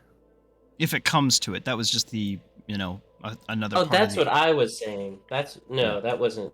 Yeah, no. That's what I was saying. Is if it comes down to it, I can always do that. it's the failsafe. It is the thing. Yeah. Well, we don't know necessarily. It is an unknown, but yes, I understand what you mean. Though I don't think I don't know. I don't think I could do that. But I'm saying just the threat of it might scare him enough. Does Asgarath know about Crenepsis? I had asked him of his name, but but I don't know. He seemed to know of him, but kind of play it off as if he did. So he knows he still exists? I believe so. He didn't seem surprised by the fact that I had mentioned his name. Did he seem Which one would seem surprised had you thought that that entity was gone forever? You know what I'm saying? Right, but what did he think of him? Was he afraid of him? He essentially told me not to trust him. And he didn't really. He segued right into his conquest talk. He didn't really talk about him too much.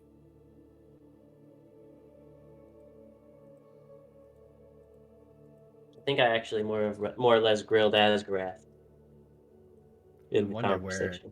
Crenepsis comes in our fishing metaphor, in this ocean metaphor. Where does Crenepsis stand?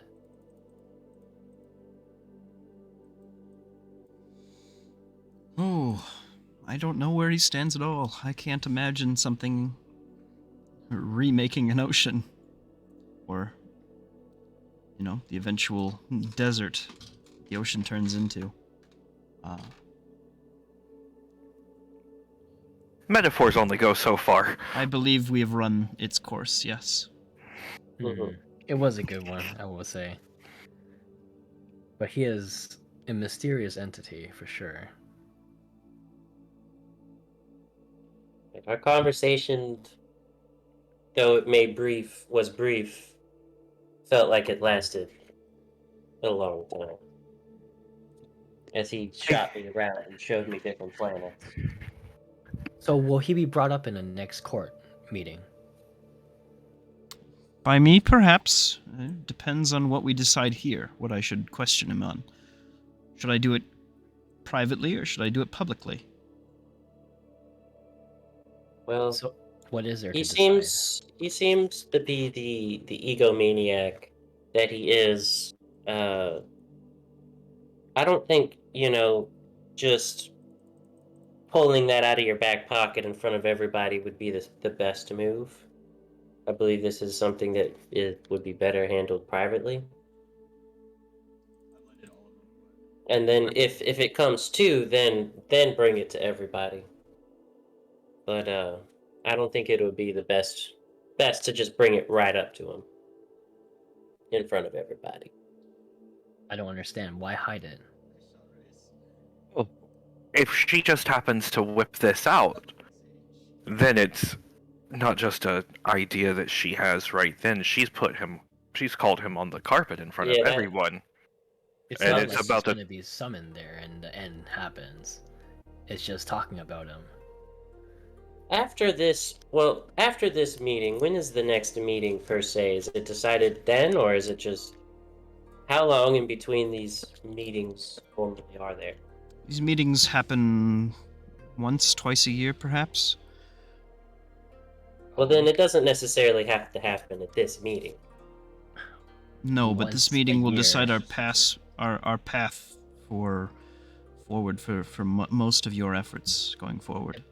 If it's once a year, I think we should bring it up. But if she does that in front of everyone, and it's one of those situations of this is a do or die now or never situation, it's liable to turn into a dick measuring contest, and I don't know who has the type of yardsticks for that when it comes to the divine. But you could feed it to him as an idea that you had that had occurred to you, but that if he decided to announce to everyone else that he in his magnanimity, there we go, had come to this decision to shed this form in order to achieve a greater form to help aid in this aspect, so it's just not one entity that's helping to push, but that he is becoming something greater, becoming all-encompassing. It's liable to blow his head. That ego will just skyrocket. It sounds a lot better that he presented as his own idea in front of everyone. Who's he? Asgrath. He already knows about Chronepsis, so why not? I mean, if it's not brought up, why not bring it up? Unless he has something to hide. I wasn't talking about... In the grand scheme of things, Chronepsis is going to have his day eventually. Everything that is has to have an end. Every sentence has its period. Now you can add in a lot of commas, you can make a run-on sentence that goes on forever, but eventually. I want to know where the other gods stand in terms of Chronepsis, which is why I want it to be brought up.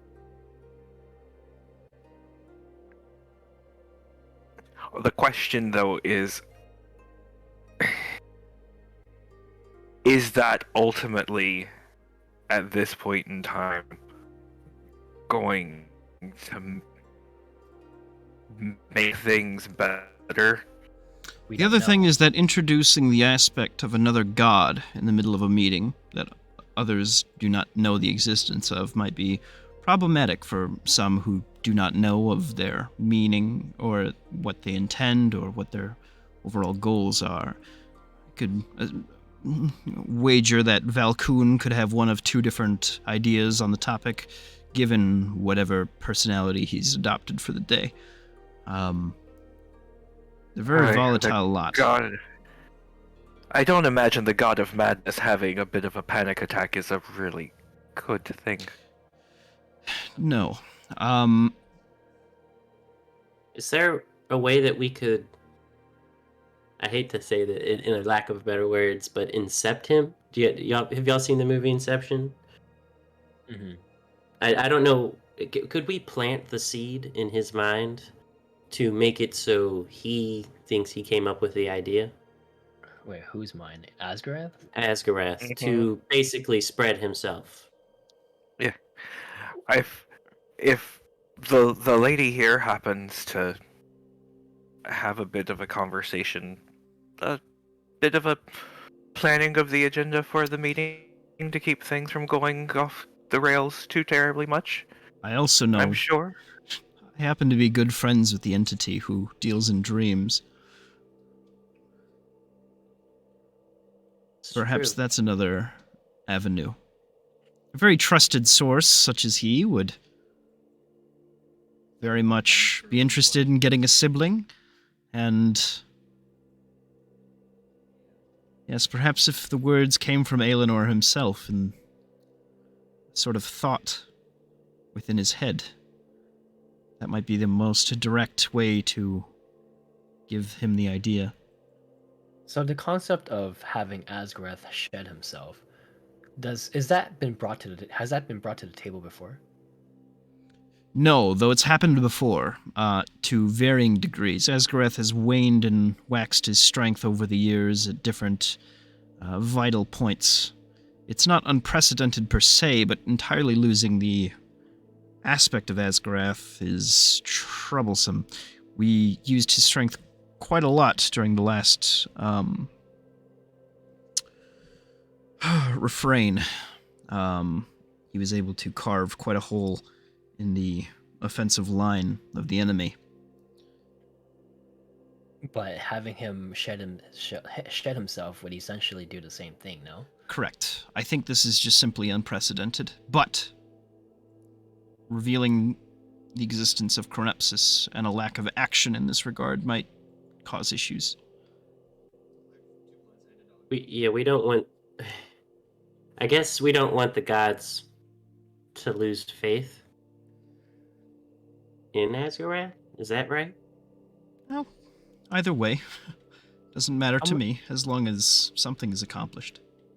Wait, sorry. So has the concept of him shedding himself been brought to the table? No. No. But Okay. the idea of Chronepsis existing or shedding himself or any of this stuff has not been brought up, and that might be a very good idea going into... The shedding is the least problematic one currently. It's the idea of mentioning Chronepsis at all that could be problematic. The shedding could be a very good response to Sundered influence. That's fair. Yes. This is more or less the Fourth Avenue, if I'm not mistaken. I believe so. Okay. The Fourth Avenue? What do you mean? Well, the Third Avenue would be to have Chronapsis and Asgarath, or Asgarath essentially take over Chronapsis and get into a never-ending, basically fight with Nemesis. I thought that if he were to meet, it would just rewrite everything. Well, that was remember he was saying about the 10th dragon. I don't know, man. This is all confusing. This There are two different things that might happen if they meet. This is the situation. If plain old shit Asgarath meets with Chronepsis, then yes, everything will get basically destroyed. If Io overtakes Chronepsis, then the ninefold dragon, that is what Io is known as, or Asgarath's form, like exalted form is, becomes the tenfold dragon, and Nemesis would lose basically control over Void. At least absolute control over Void, and then the two of them would be at a greater conflict. And then that would kind of break Sunder down, as, Asgarath would be able to release that basically effect, and then the two of them would be locked in together. A greater conflict. What does that mean?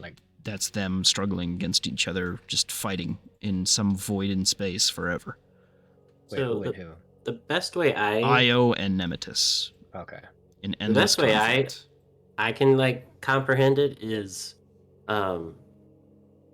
there's a Spawn comic that basically Spawn gets more power than the god and devil, and he basically tricks them into fighting each other in a pocket realm for all of time.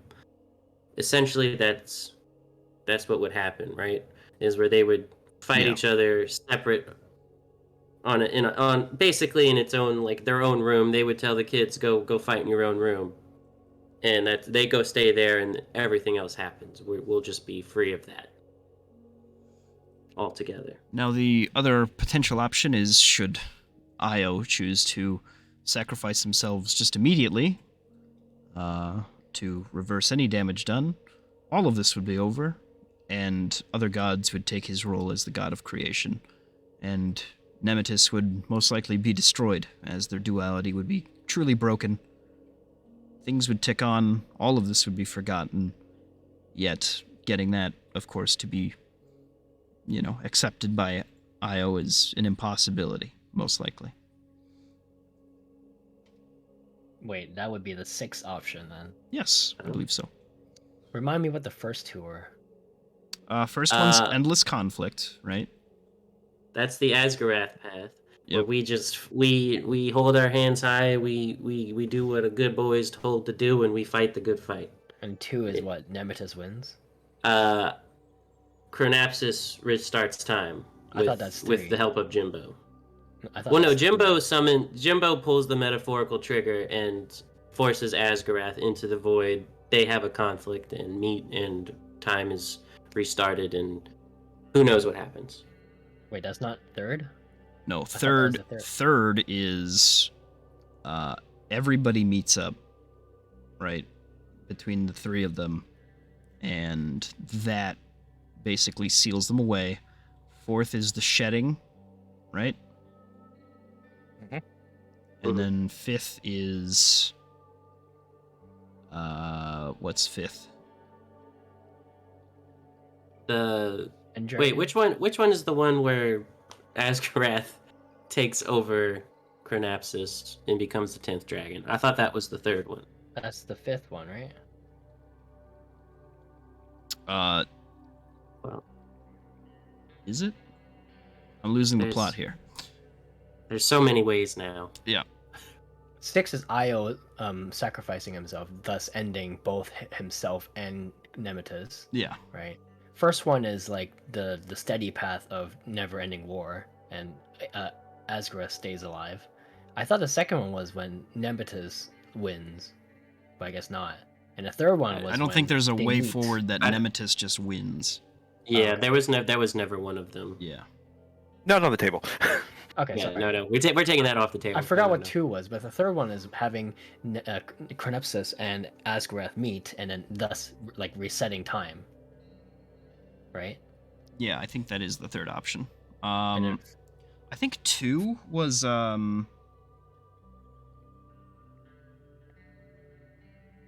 don't know. I don't know what two would Yeah, have been. so from what I remember, since Jimbo's the arbiter of all this now, one is, I'm just gonna say, one is the normal way. We keep fighting the good fight. Two, we bring Asgarath into the void and we restart time, which is probably should be the last option. This should be option Z. The third option would be to basically everyone give up their power, give it to every. I forgot right, to tell you that's- what two was. It's my bad. Two is that Aelinor sacrifices themselves.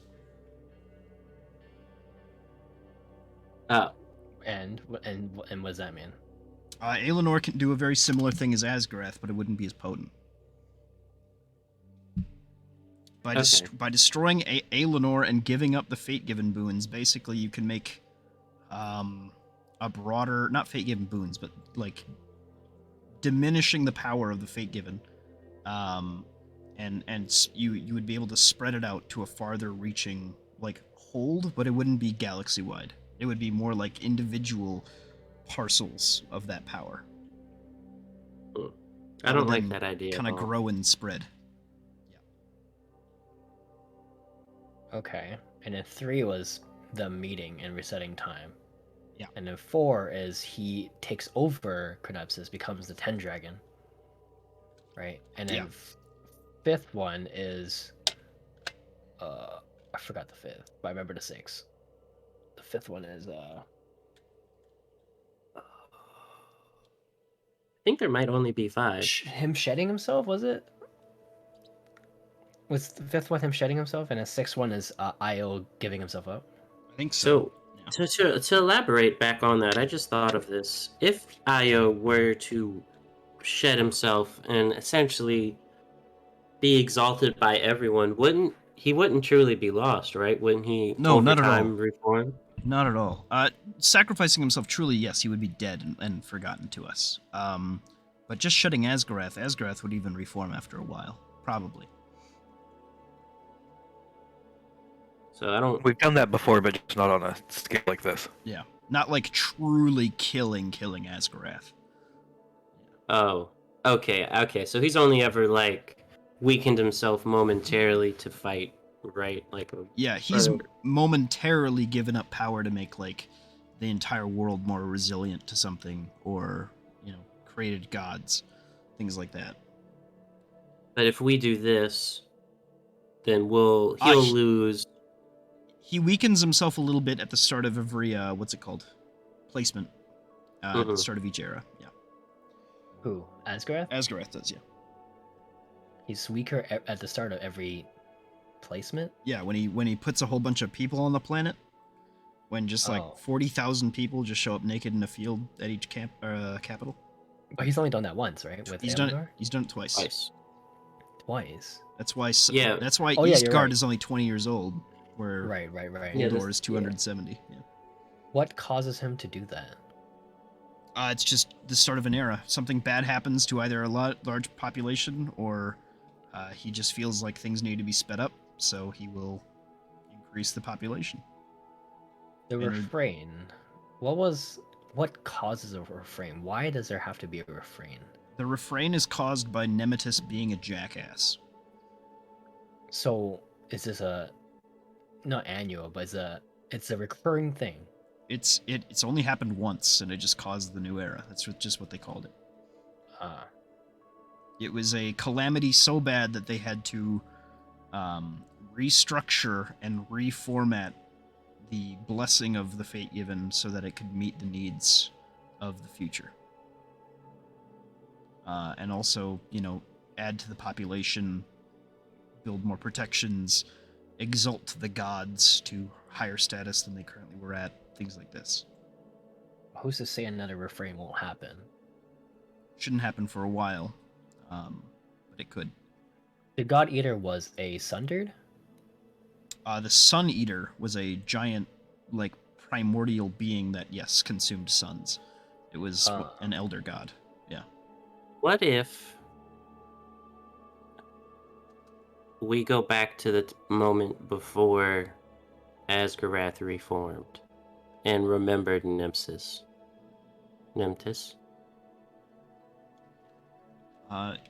Your remembrance of Nemesis would kick off a dream plague that would be slower, I suppose. If we were to stop that event from happening, Travel through time is a very complex thing. We do not currently at our disposal have such a means of doing so.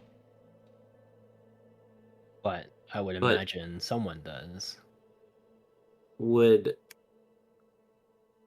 when we had spoken privately together and we had talked about if we were to lose the greater dragon, someone might take his place.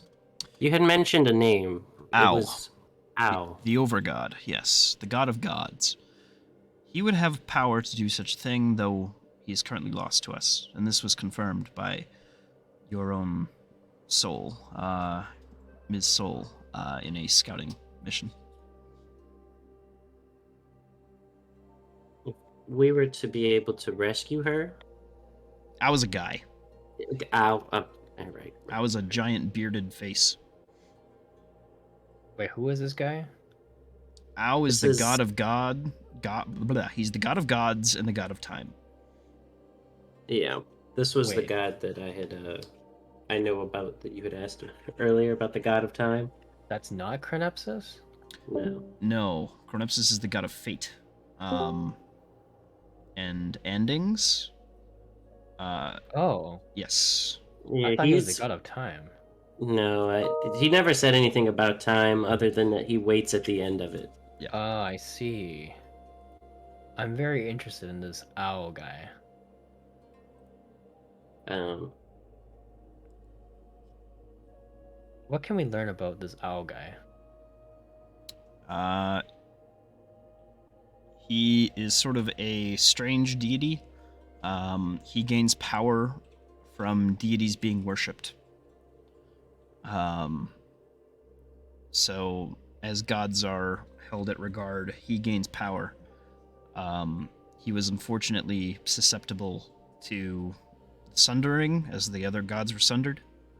So he's more or less, one of the most intense victims of the sundering, and provides a great deal of power to Nemesis as things stand. I would imagine. If he's a god of gods.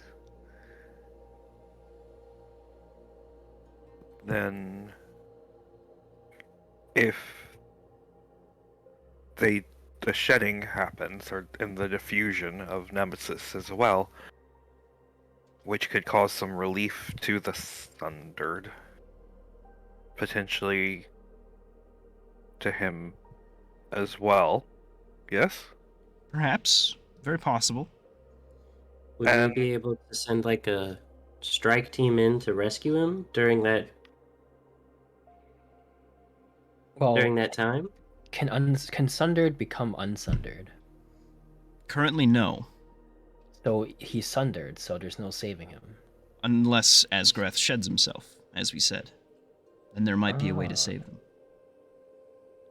Now, that If- being said, actually, I must specify, if a god is slain, and they are sundered, then their soul shall be unsundered afterwards, and gods tend to reform after being killed, so it's very possible that, yes, this would work regardless. So you're telling me I might Nice to know have there's to options. be a god killer regardless? Perhaps. Well, there's a difference, though, in between murder and putting someone out of their misery. But from what I understand, getting to Au, wrapped within a miasma of sundered stars, getting past the initial veil that surrounds the entry location from Aelinor into the old worlds would be quite troublesome. It would take quite a bit of effort. I think that's several steps down. Rescuing Au will Away. take quite a long time to do. So essentially, we're sitting here trying to figure out. We're like friggin' divine editors. Where the story goes next. We're trying to determine fate here, sort of. What? So if Owl is sundered and Nemesis controls the sunder, does Nemesis control the god of time? Is that how I understand it? Or does the time controlling aspect become lost when they become sundered? How does that work? Much of the potency and the power of a god is transformed upon sundering, as are most of the abilities of most creatures that become sundered. It is possible that they have marginal control over time, but it might not be quite to the extent that Au once had. I am unsure. I have no way of knowing this. Having control of a god of time seems extremely dangerous. Where do you guys stand in terms of our, at least so far, 6 outcomes? Are you asking us? Like, Yes, you too. oh, okay.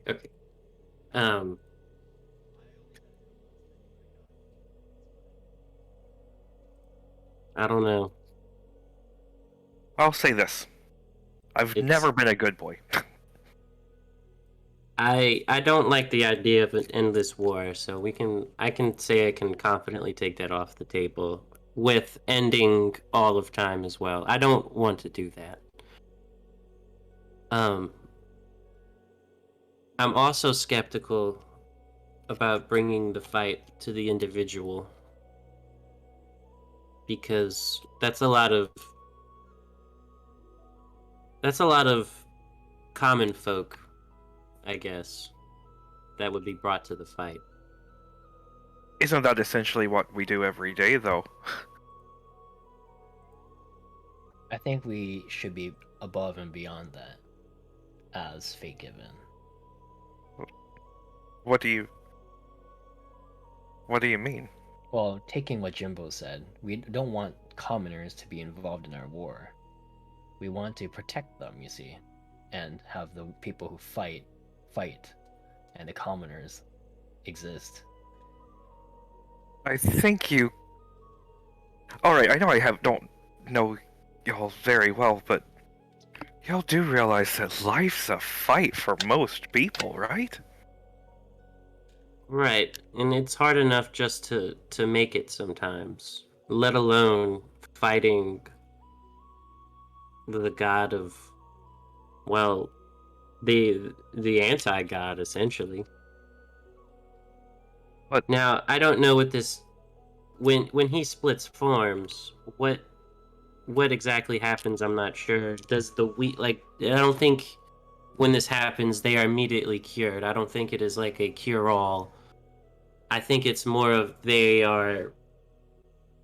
I think we still have to fight and beat them, right? Like we have to still do some kind of fighting. Essentially, if Asgarath, I'll just say this out of character. Essentially, if Asgarath splits off and bursts across the universe, right? Mhm. Every single Sundered that you would slay would just become a normal entity. Every single creature that they would slay would become a normal entity. So it would be like. It would be the exact same thing that the Sunder are currently doing. Oh, okay. So it'd be like an infection fight, right? Like Yes. who can infect more? It would be like Halo Infection, but there's Yeah. teams, and they go back and forth. Yes. Yeah. Okay. A tug of war. But that's still better odds than what's going on right now, where it's only a few select individuals can kill Sundered, and when they die, they just die, and their souls get sent here. Now, as much as I don't like bringing the fight to the common person, I don't feel like it's my place to take the metaphorical blade out of their hand. I believe every person has their own right to fight, more or less. I think they'd surprise you. These are the types of things that happen on little battlefronts just every day. I think it would be more of a great equalizer. I think sometimes life is just so hard scrabbled, but if there's a point that you can actually see to it, sometimes that's what you need. Is Asgarath currently weaker than Nemesis?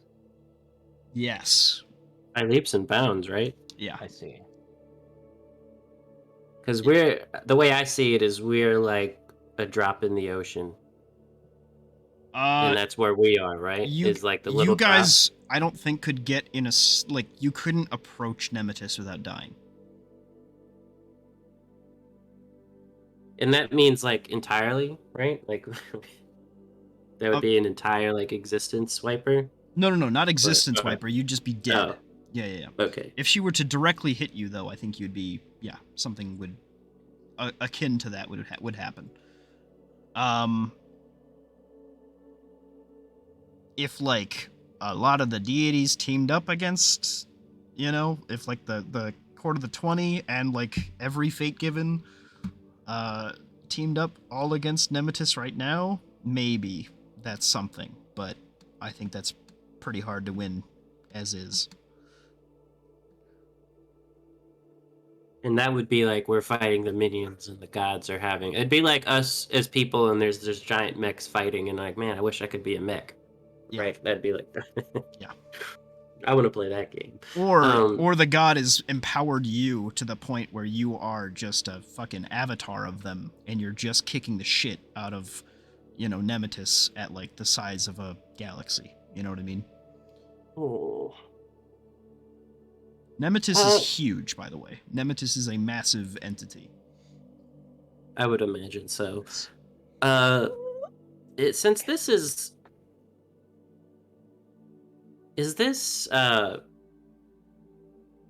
this place, this is like, how do I say it? Can I fly here? If No. I were to think hard, okay. No. You miss 100% of the shots that you don't take. That's true. Um, uh, I just didn't know what the rules are in the afterlife. I think this is the. I don't know. This is part of it. Okay. Well, I think the shedding plan right now might be the best idea. Personally, I as much as I'm reluctant to bring the fight to the common folk, I think it would be. I think everyone united as one is better than essentially one army versus all. I think we could. I think it would be our best course of action so far. Yeah, I'm there. But okay, I'm not the one that's a warden. I know what I think, and I'm here with you with that. But if you go somewhere else, I've got your back, man. So what do you think, Bran? I am 100% for the shedding. Turn the sperm whale into the ocean. Empower all the little ones. This is... That's... It just... There's so many ways that it makes sense to me. So... You brought up Owl, Go ahead. right? Jimbo? Yeah. What was your idea with him, assuming we can obtain him? Well, assuming he's the god of time, I'm not the biggest philosopher, so I'm not sure how exactly this would work. But if we were to go back in time and stop Io from remembering Nemesis, that would cause us to essentially this to never happen, right? But wouldn't us traveling back in time to stop Io from thinking about Nemesis mean that we were thinking about Nemesis? It's hard to stop a thought, I believe. This was just an idea. I'm not sure if this was So- even plausible. Traveling back in time without the protection of Aelinor would mean that you knowing about Nemesis would sunder you. Ah, interesting. Well, I think regardless of if I'm not sure if this time plan might work, but I feel like he would probably be one of the gods that we should attempt to free first, or along the way in the top priority of things. How do you spell If his he name? really is the god of gods, freeing him would greatly help our cause. I think if we can do things to help even out the playing field, knowing that Owl is part of the plan down the road, it's one thing to have an outline for the story that you want to write, but then being flexible enough to go with what happens. There is one thing I am concerned about, and it just crossed my mind. What's Is that? there a way that I could be tricked or controlled into essentially having basically what was the void plan where I bring Asgarath to the void and then restart time that way? Is Let there me a way see. that I could be controlled and that happens? Like I I'm don't really forced to know. do that, like not of my own volition, essentially is what I'm asking. As a warden, you are susceptible to all forces of void influence. It's possible, but not likely. I don't see why that wouldn't be able to happen, but at the same time, I don't see how Nemesis would benefit from choosing that end. Well, I'm not necessarily saying it was Nemesis. Maybe Chronapsis played a Maybe. card. Maybe That's don't true. go making the purple dust so that you get that third eye again, man. Well, what is the Uh, third eye anyway? Do we know what the third eye is? The three eyes? I believe that it is Chronapsis peeking in. It is actually Nemetis peeking in. Yeah, it's Nemesis, because Nemesis is the one with multiple eyes. Yeah. Yeah. Chronepsis also has multiple eyes, though. Oh. I thought he did have like He's got 6 eyes. 4. Yeah. Oh. Nemetis is 6. Okay. Ah, very cool. Also, Colossus also has 4 eyes. There's a lot of gods with a lot of eyes, all right? Eyes are Yeah. cool. Eyes are Anyway, cool. And I've got 5 of them. I'm with the plan Valkoon is a of- beholder. Go on. He's a beholder. No, he can be, though. Oh. I'm with the plan of Asgarath shedding himself. That seems like one of the better outcomes. It is not an end, since he'll be reformed anyway, in who knows how long, which is probably for the greater good that he does reform automatically sometime in the future. Depending on the success of the of its effects, he could return very swiftly. Very swiftly. Depends how What- fast this revolution happens, I suppose. What determines a revolution? One, again, fish in the ocean, getting another, uprising against the Sundered with this newfound power to reverse the effect. So what follows? Like, Life continues. so I'm just wondering what affects the degrees of success and the swiftness of his return. Oh, Do I we just see. need to- Simply the speed at which it pulls off. If the forces are not able to overcome the Sundered, then it will take more time. If they are able to overcome these effects through pure chance, skill, you would have to choose your targets wisely as to who you specifically target first, I suppose, on your crusades out and about. But every impact that you would have while you're visiting the older worlds would have a lasting impact, not replaced so quickly by individuals simply becoming Sundered again. No, they would be able to make permanent residences, live their lives again despite the threats around them. Any conflicts that they would run into, they'd be able to at least fight back against and perhaps win. And from those victories, create more victories. It would be a slow cascade, hopefully. So the war against the Sundered, like if we the faster we win that war after he sheds himself, the faster he comes back. Correct. Okay. And the other thing is that Sundered don't kill, they just take things. So even if these individuals are fighting, if they get... Well, actually they do kill, right? Currently. But if Asgarath does this thing, they wouldn't be able to kill you. They would just sunder you.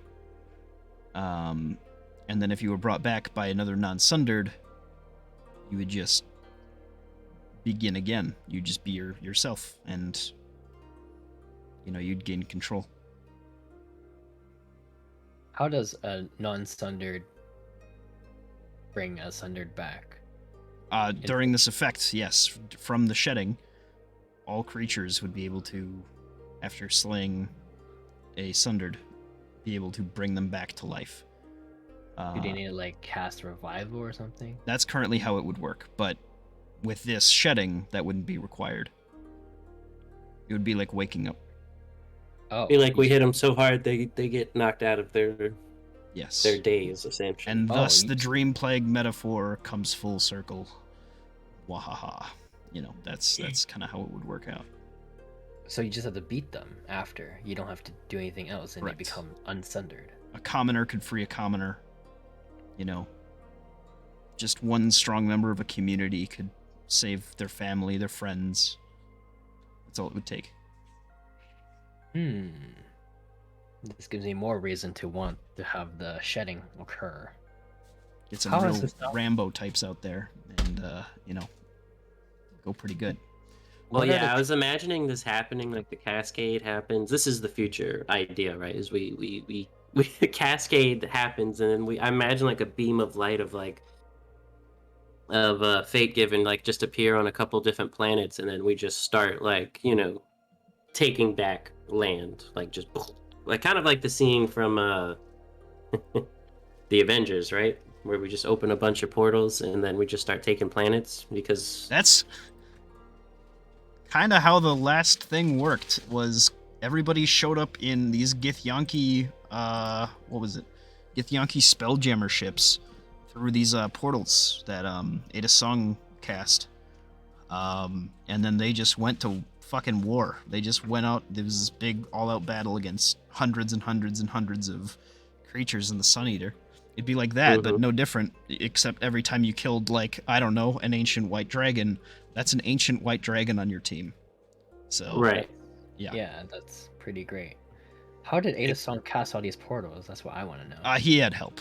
Don't worry. He was an archmage, but he was also, he had means of multiple casts of teleportation spells and items that he had allowed people to use. These Spelljammer ships were equipped with this basically teleportation stone that would allow them to enter the outer area, the crystal sphere of Aelinor, so that they could pierce the wall that was protecting them and then go fight Sundered out in the Flastigian, which is D&D space. So I want to be like Ada Song and make the portals, yeah. and maybe make the ships too, because It's almost like the end of Buffy. Is it? She ends up making it so that any girl who's born with the potential to be a Slayer is just automatically triggered and leads so there's thousands of Slayers to go wipe out stuff. Gotcha. So, yeah, I mean, it's not a as direct route as some of the other options, but it's also a feasible one. What are So, the drawbacks of Aelinor shedding himself? You don't have Asgrath to protect you. Sorry, Aelinor, Asgard. Yeah, sorry. So it would be like essentially opening the door. We would have to push back, right? So we shouldn't have him shed himself until we're ready to. Start. Aelinor is currently capable of protecting himself because he has a giant fucking laser beam that he is able to shoot against things, and also a giant shield that is the crystal wall that is protecting the solar system. Okay, so we outside could of the still- solar system, there's quite literally nothing in this reality. Unless Right. you're passing into the old worlds, which happens, whenever you see violet stars up in the sky. So, once in a while, you'll see like an aurora overhead. That's not an aurora, that's Aelinor killing something. That's cool. Well, I think this might be the best course of action. So All right. So assuming we attend this Court of 20 meeting, we propose the shedding of Asgareth, and for some reason he agrees to do it. Then, what would the time frame be? Because having him shed himself means that he doesn't protect us, which means we're more vulnerable. So we need to decide on a time for him to shed himself. Because I predict that we're not ready at the moment. Like, if he were to shed himself instantly, then it would leave us vulnerable. I believe within perhaps the next month, your deployment outward from Aelinor begins. Your first attempt at reclaiming whatever you will start.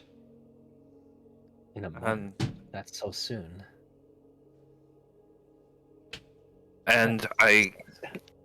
I don't think we're the ones, Deus, that need to be the one to present that plan. I think having the lady here help him think it's his idea, or Aelinor, or the two of them combined. Um, we're just paltry playthings, as flies to wanton boys, so are men to the gods. But No, I do not wish to bring up the concept myself, since it wasn't even my idea, though I do think it's a good one. However, who decided that in a month's time we are to deploy outwards? I believe that would be Asgrath himself. It is simply a continuous cycle of ebb and flow of your deployment and then your return. Those you lose along the way, you lose. Those who remain are the strong ones. I believe this is his view on things. yeah, this is not the kind of guy I like having sitting on the throne. Uh, hmm. Well, if he were to shed himself, do we still get deployed? I'm so curious about this deployment now. Oh, Like, yes, how- the deployment happens either way, and the Warden shall ensure that it undergoes itself. Their aspirations to reclaim their own world outshine your lives or the lives of anyone else. I'm sure that they'll make sure that you find your way out the door. We have still so much to do here on Aelinor. I can't Oh, and you imagine- will return to Aelinor. This is but a momentary drifting, an attempt to see what you can, or to root out any local threat that you find across your specific area of deployment. You will have choice as to where you are heading. How long will the deployment be? That is more or less up to you. However, you will not receive. I'm going to be meta real quick because this is hard for me to explain via the voice of the Raven Queen. Your fates do not progress if you do not succeed on your deployments. Oh. And each of you has a different task based on your fates. Oh. Cool. And we don't know those yet, right? I can tell you those when thought we that picked starts. Yes. I thought we Right. picked them already. Your fates, Well, yes, but they yeah. upgrade. I know, like our task. We don't know our task yet. Yeah, you don't know your tasks. You pick your task, like, overall, but there is something within that task that you have to complete as per, like, the specifications of your fate. So if you chose, like, Fate of the Architect, your job is to build something of any sort during your deployment, to set up something lasting during your stay out there. If you have Fate of the Conqueror, you need to conquer. If you have Fate of the Tyrant, very similar. If you have Fate of the Scourge, you're looking for a specific kill count of Sundered. Fate of the Warden, you've got the toughest one. I'm not going to tell you what that is. But yeah. I have Guardian. What is Guardian, that? your job is to make sure that literally no member of your party dies. Oh, that's already my job. Easy. Yes, but if anybody on your team dies, you fail. So you have to wait 7 levels to get to your next one. That's your next chance. Oh man. Okay. Then. So yes, this kicks off whenever the first group reaches level 7. Is the deployment. So whether that's you guys or the other group, we'll see. Oh, so roughly in a month of in-game Yes. time, we'll reach level 7. Correct. Okay, cool. Honestly, realistically, it'll happen in like 2 weeks in game. For the other party, you guys are 2 weeks behind them, so Yeah. unknown. Obviously, if they do that, then we will zoom up time for you guys in a fitting and appropriate way, where you are able to accomplish a whole list of things that you wanted to do during that time. We'll roleplay some of it out. We'll take a couple sessions to do that, but basically we'll be going fucking breakneck speed through a lot of time to get you to where you're supposed to be. That's I hate cool. time skips, but I also like at the same time really need it for some of the things I want to do. Yeah, I know. I understand. So There'll be time I don't skip. wanna- There'll be time skips with a lot of context, so don't you worry. okay. Yes. I'm almost It- scared about what the Mavericks tasks are. Maverick, actually, yours is fun, so don't you worry about that. You gotta Um, jump Yay! over the Mine tallest is just thunder. hard. Yeah. It's not fun. You gotta Uh, climb the tallest sundered mountain. I'm just kidding. It probably is fun. what did you have? Which? Oh, yours is Warden. Yeah, yours I is the was about to hardest. say. Yours is the hardest by far. Mine is like take the whole planet or you fail. Kind of, yeah. Oh, There are these things. Oh, I Never think mind. I I'll know go what it into it might later. be. I'll go into it later. You know how the Warden kills gods? Yeah. Yeah. Oh, you just You- made you my hint- job harder now. Fuck. Yeah. Oh Yeah. man. Oh I wait. just turn and smile with the thumbs up. Yeah. If a warden dies, they don't come back. You have What a was day that? to revive them. That's it. Oh, that's not bad. No. But if you don't revive them within that time, Jimbo is born back as a baby. Also, if you guys are killed by Sundered, if you were dropped to 0 hit points by Sundered, not even killed, I take control of your character. You go back to full points, full hit points, and I get to play as you until you're brought back. So there's also that. Oh. That doesn't happen to Jimbo. Nope, that happens to Jimbo too. You can be Sundered. Oh. It's just very hard for you to be Sundered because you're a Right. warden. Yeah, you're strong. Right. That's not good. Yes. There is no death saves in this situation. If you drop to 0, you're done. Power word kill, not great. I gotta fast forward some of my other projects then. Okay, alright. Hopefully I have money for it. We'll see. So that kind of is meeting adjourned. Raven Queen kind of sits up. I think we have a plan. Yes. Oh, can we talk more specifically about Eastguard stuff? We didn't really get around Yeah, to that. we can go back to the library and you guys can start reading. Alright, cool. I'm gonna go use the washroom. I'll be right back. I also will.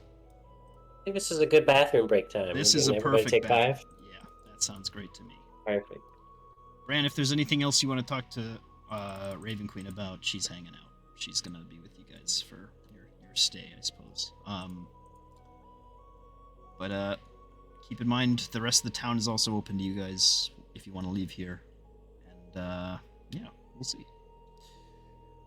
Fun times. We'll also have to bring other group in on this because I don't want just this group to have say in what the future of things are gonna be. But we'll talk about that later. We'll see. Bathroom time.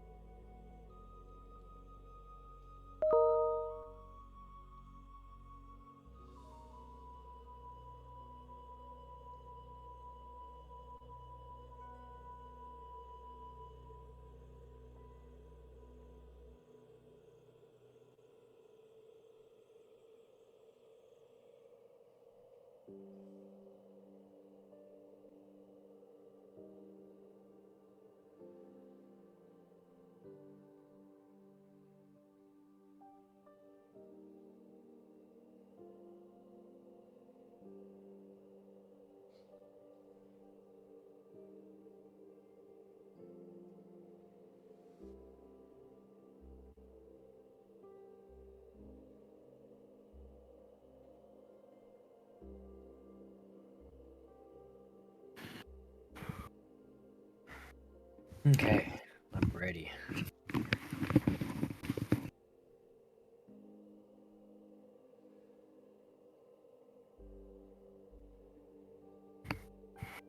Be right back.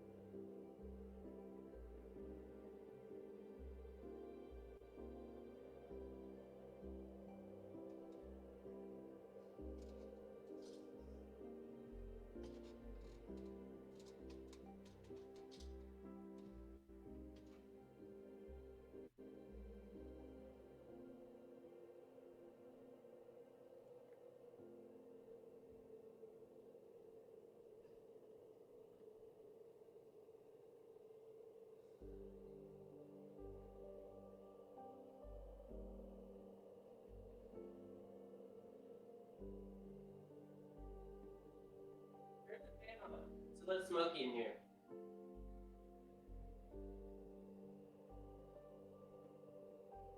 Hello? Hello. Hello.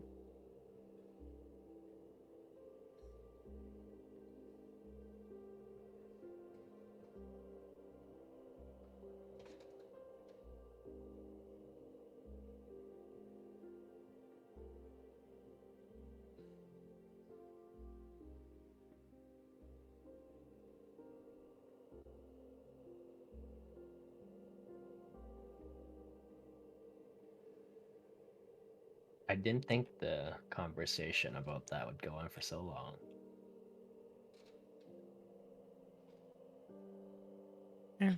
But fate of the world is important. It is. I think it is important to discuss. I just didn't expect it to happen this session. Yeah, I wasn't expecting it to go that long, but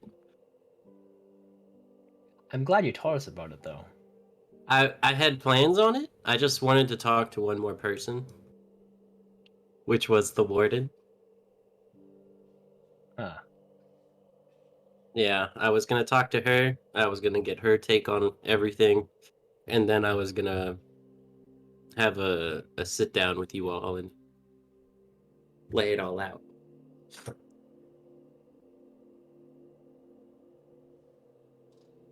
Hmm. And it's funny, it's because I had asked the Raven Queen specifically not to tell you guys before we had left. The But ways of the that's gods are mysterious. yeah, but that's okay. Um,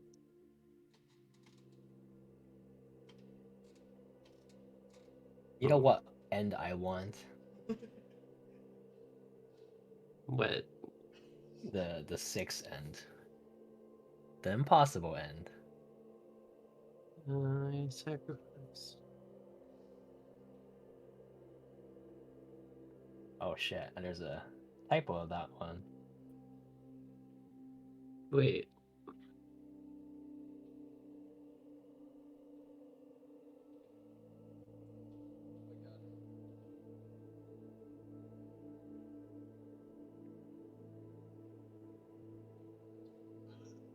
I can't even imagine how he would talk to Io. If we worshipped hard enough. The are you missing the shedding on here? The shedding isn't an end, that's the thing. The shedding is a means. I think shedding is like option 1 sub A or sub B. It could be sub any of them, which is why I didn't put it there. Well, actually, it would not be. It would not be three or four, I guess. because they had to meet. But yeah, I forgot what 5 is. I have to go back in the VOD and listen to it again. Honestly, can't remember. I honestly don't remember because I remember only like saying 3, and then the fourth one being the one he was proposing, where he like sheds himself or whatever, and then comes back.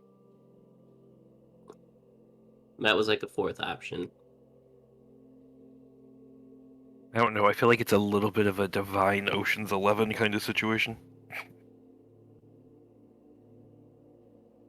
Ocean's 11 had an ending though. I'm talking about 500 moving parts, a bunch of people doing different things, trying to pull something over on the casino, because the house always wins, but this time they're not. Hmm. Honestly, if we want to really be good, we have to do option 6. 6 is the true ending, the impossible ending, the ending where we truly quote unquote beat the game.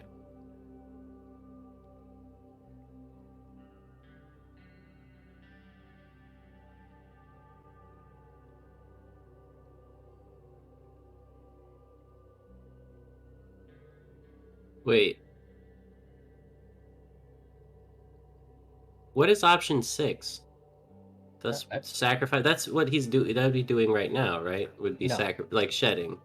No, that's Asgareth. Asgareth shedding is different from Io sacrificing himself. Did he? Was that ever said? Yes, he said it once. Oh, He said it's the impossible ending. oh, so yeah, no, but that's like 5 nat 20 checks or something with a +10. I mean, how do you convince creation to kill itself? Alrighty. You have to convince him that I've what you returned. created will supersede him, and that they need oblivion to be gone, and therefore it can be possible. I guess. Welcome back. Oh yeah, that's a good question. What's up? Did you see any of this coming about when we started back in January? Huh? Maybe. I had ideas for how I was gonna kind of fix the whole Sundered thing, and I think this is kind of how things are turning out. This specific situation? No. I was planning on you guys figuring this stuff out at like, I don't know, maybe your second deployment after your first one went fucking terrible. Hmm. You guys are going places and doing good things, and so that's You know, good. we uncover lore. We don't fight things. What do you mean? It's true. Yeah, it's You like al- Jimbo You accidentally. also don't leave safe places, so that's not really my fault. But for good reason. Yeah, I Like, think suppose. it's not that we don't leave safe places. I think it's more or less we've been playing a lot of things out in real time. That's true. oh yeah, that too. But also, Deus didn't want to leave Halhazar because he knew that the uh, what are Because they, that Umbral place Call is were a going whole after them. campaign within itself. Yeah. No, I mean that too. But also, Umbral Call were after them. That's how the campaign started, because the Umbral Call was after them, and Yep. he's like, "Oh crap, they're seeking us and hunting us, right? So we gotta get rid of that threat." And the best he did was to cover the eyes of Janus Vol. Yeah. He couldn't find and eliminate or How long does recapture that him. last, But by the way? we don't know. It's a greater boon. Who knows? Okay, cool. I need you for a second.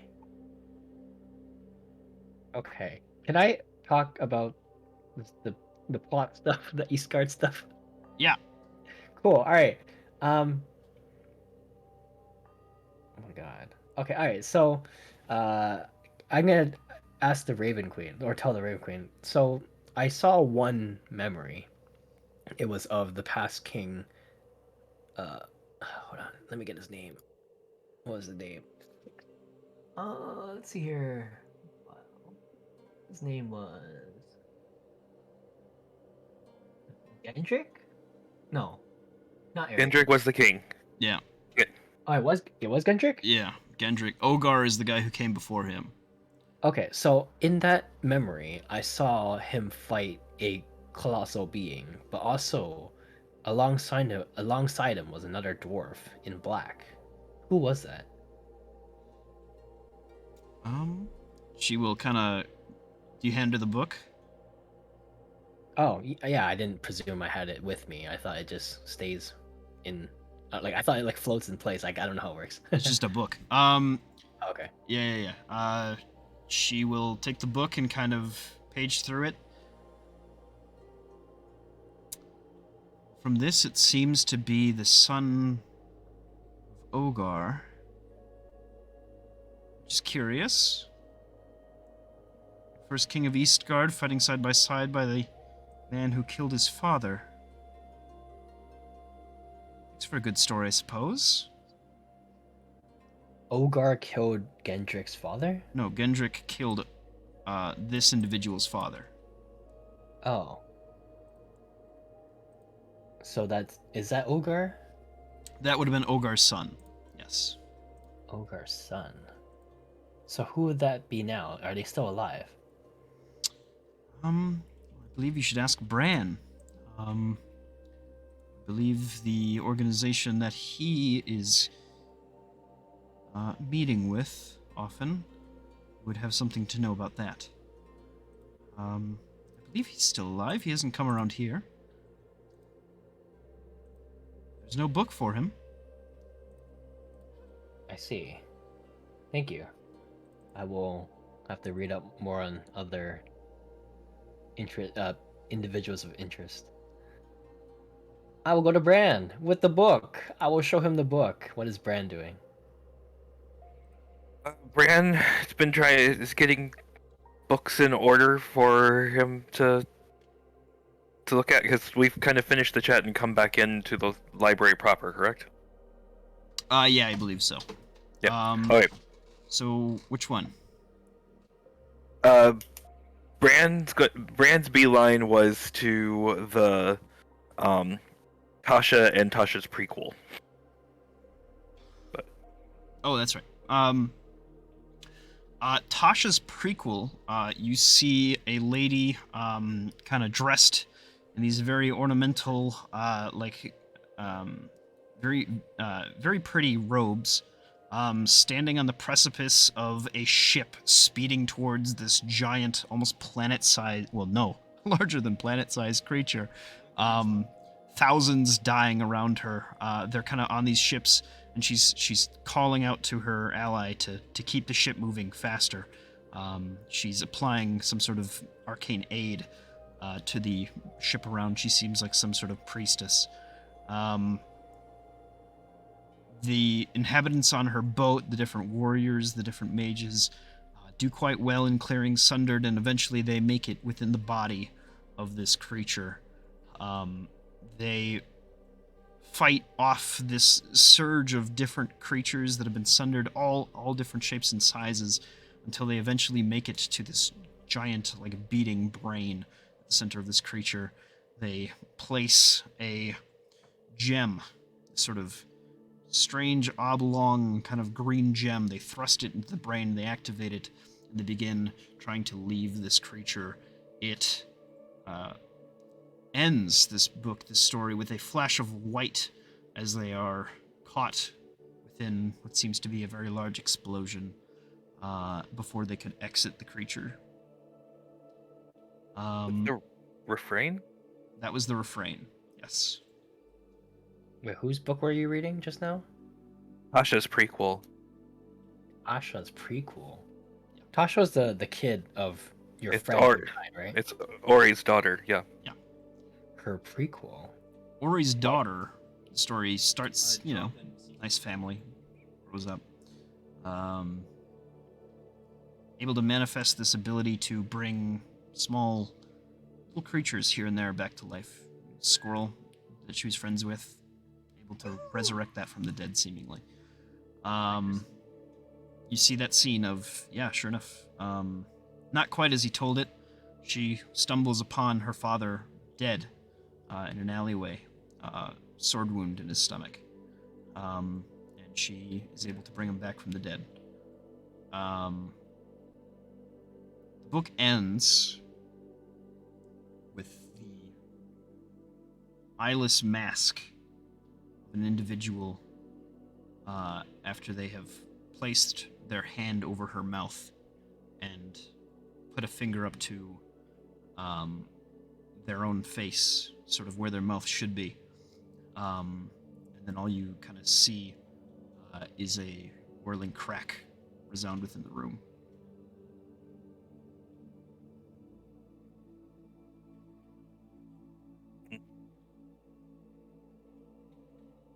Rand just takes a moment to process all of that, looks up from the book, is wiping a couple of tears out of his eyes, and sees Deus coming up.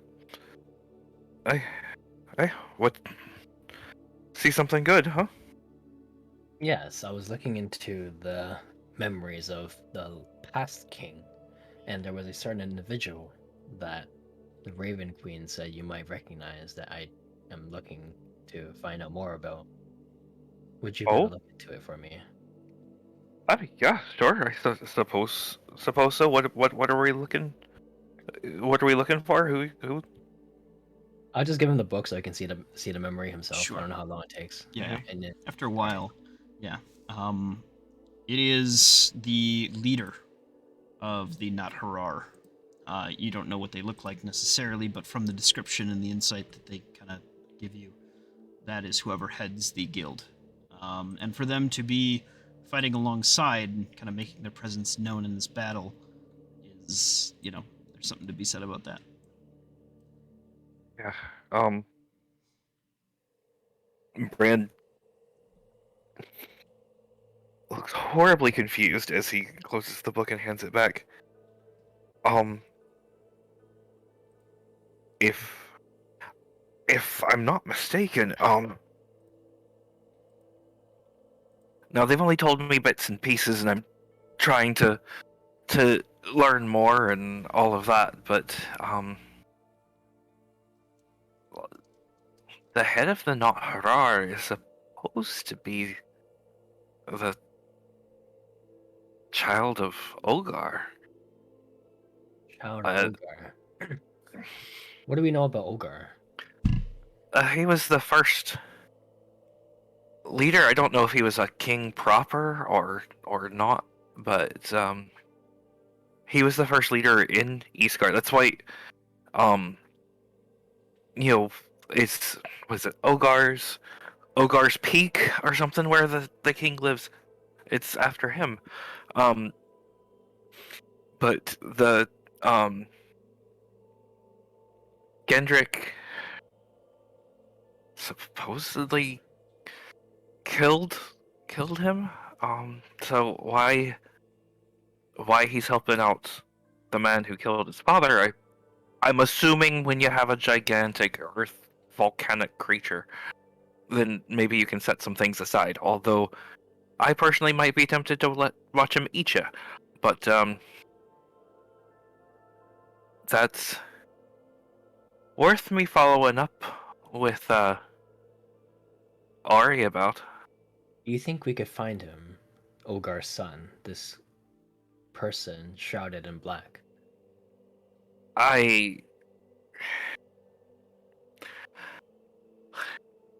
Do we know? The Raven Queen said he's still alive, so he should be around. Oh, I mean, like I said, they've said there's been hints. Didn't know how much of it was rumor and mystery. Apparently, it's true, but that the head of the Not Harar is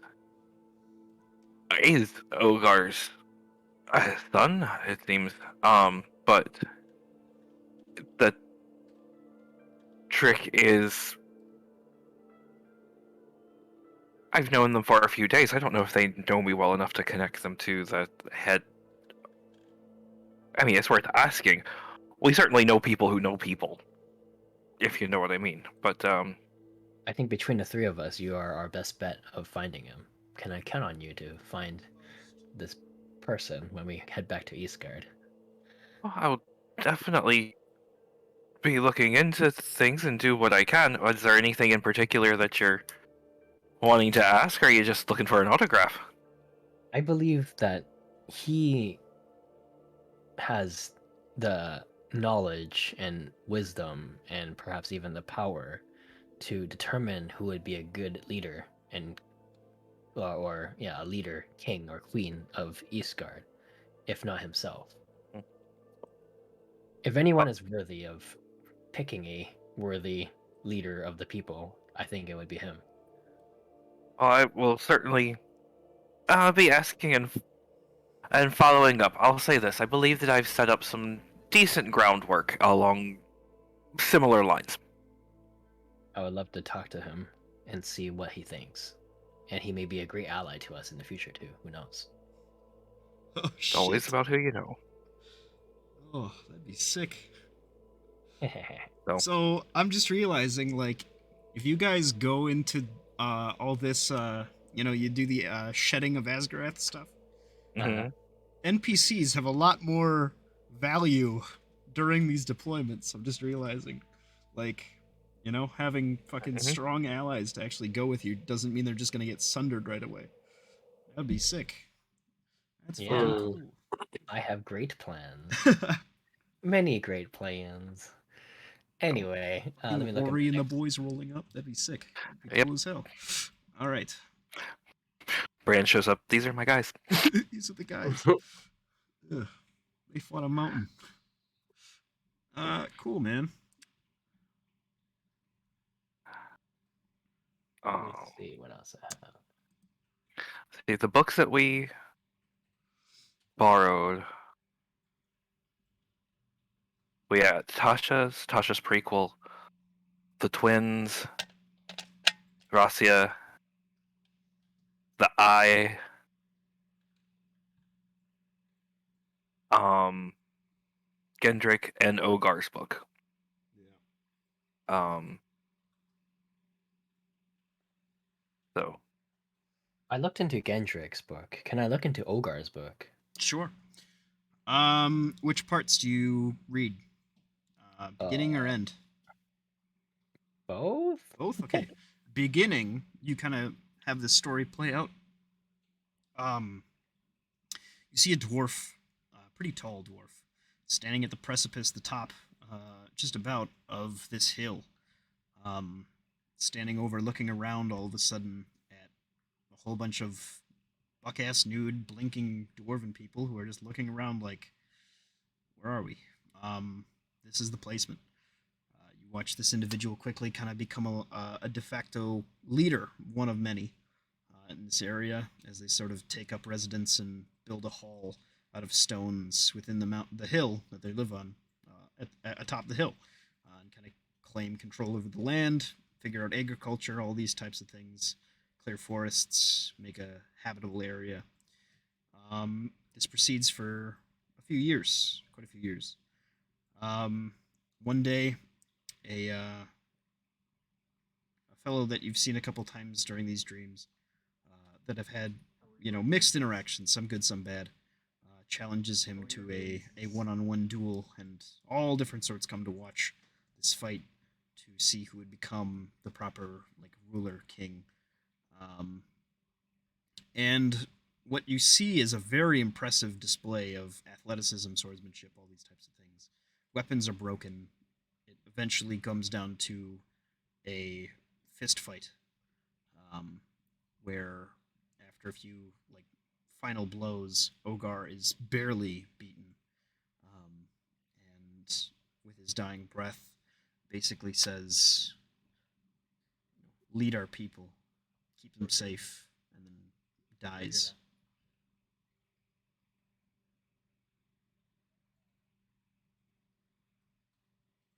Who was the guy who beat him? That was Gendrick. Oh, okay, okay.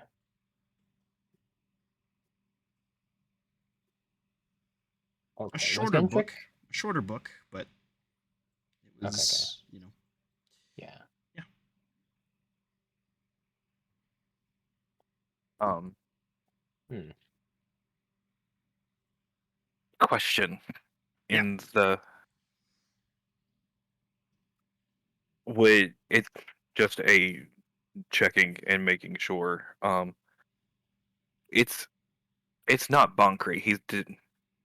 Brand wouldn't have recognized it as Bankri, No. correct? No. Okay, just making sure. Worth asking. Yeah. Um, Bonkri is his right hand man, though. okay. Um, Bonkri's pretty high ranking, so. You said between Bankri and Vela that they were they were good ones to know. Yeah. Um, so let's see. I did that. Oh, I'm gonna talk to the Raven Queen again. Sure. She's having tea. So we were able to interrogate a Umbral Call member, and through him we were able to uncover a name. Goes by Gapra Stalingard. Her parents were killed, so they must have come through here. Do you think I can read into their books? She will kind of reach out with a questioned face. Uh, do you know who they were killed by? Killed by the king. I'm not sure which king, I'll be honest. I cannot seem to find their stories. Did they not die? Or were they brought somewhere else after they died? It's possible they never made it here. Most strange. Hmm. Because they're certainly dead from our information.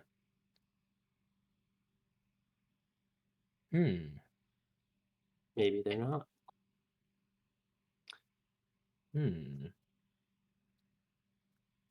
Is there anyone from the Stalingard line you have in your library? Should reach it again. A couple come, but not. She doesn't know necessarily what line. The other thing is that a lot of dwarves are adopted in Eastgard culture. Only 20 years has passed, and that's hardly enough time for anybody to actually have a child and have them grow up. So most kids are adopted if they were like in their 20s. Even the kings, the current king was adopted by his father. That's right. But Gendrick was a really powerful fighter, which is how he was able to best Ogar. Yeah. I presume. Yep. And his son, also a very strong fellow. I guess even though he's not related.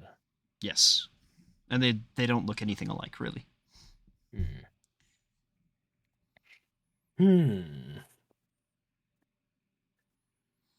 While that's all going on, could I have a conversation with the warden? Yeah. Or is she still having cosmic void tears? No, Warden's like pretty cooled down. She's just like, I was just remembering things. I have good news, I suppose.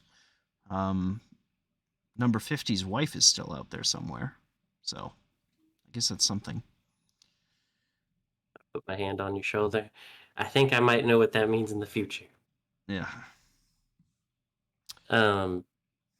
Could I have a quick little talk with you? Sure. Just Yeah. mano y mano. Anytime. So it's coming to my understanding that that it's essentially our job as wardens to be god killers. Is that true? Not necessarily, but I mean,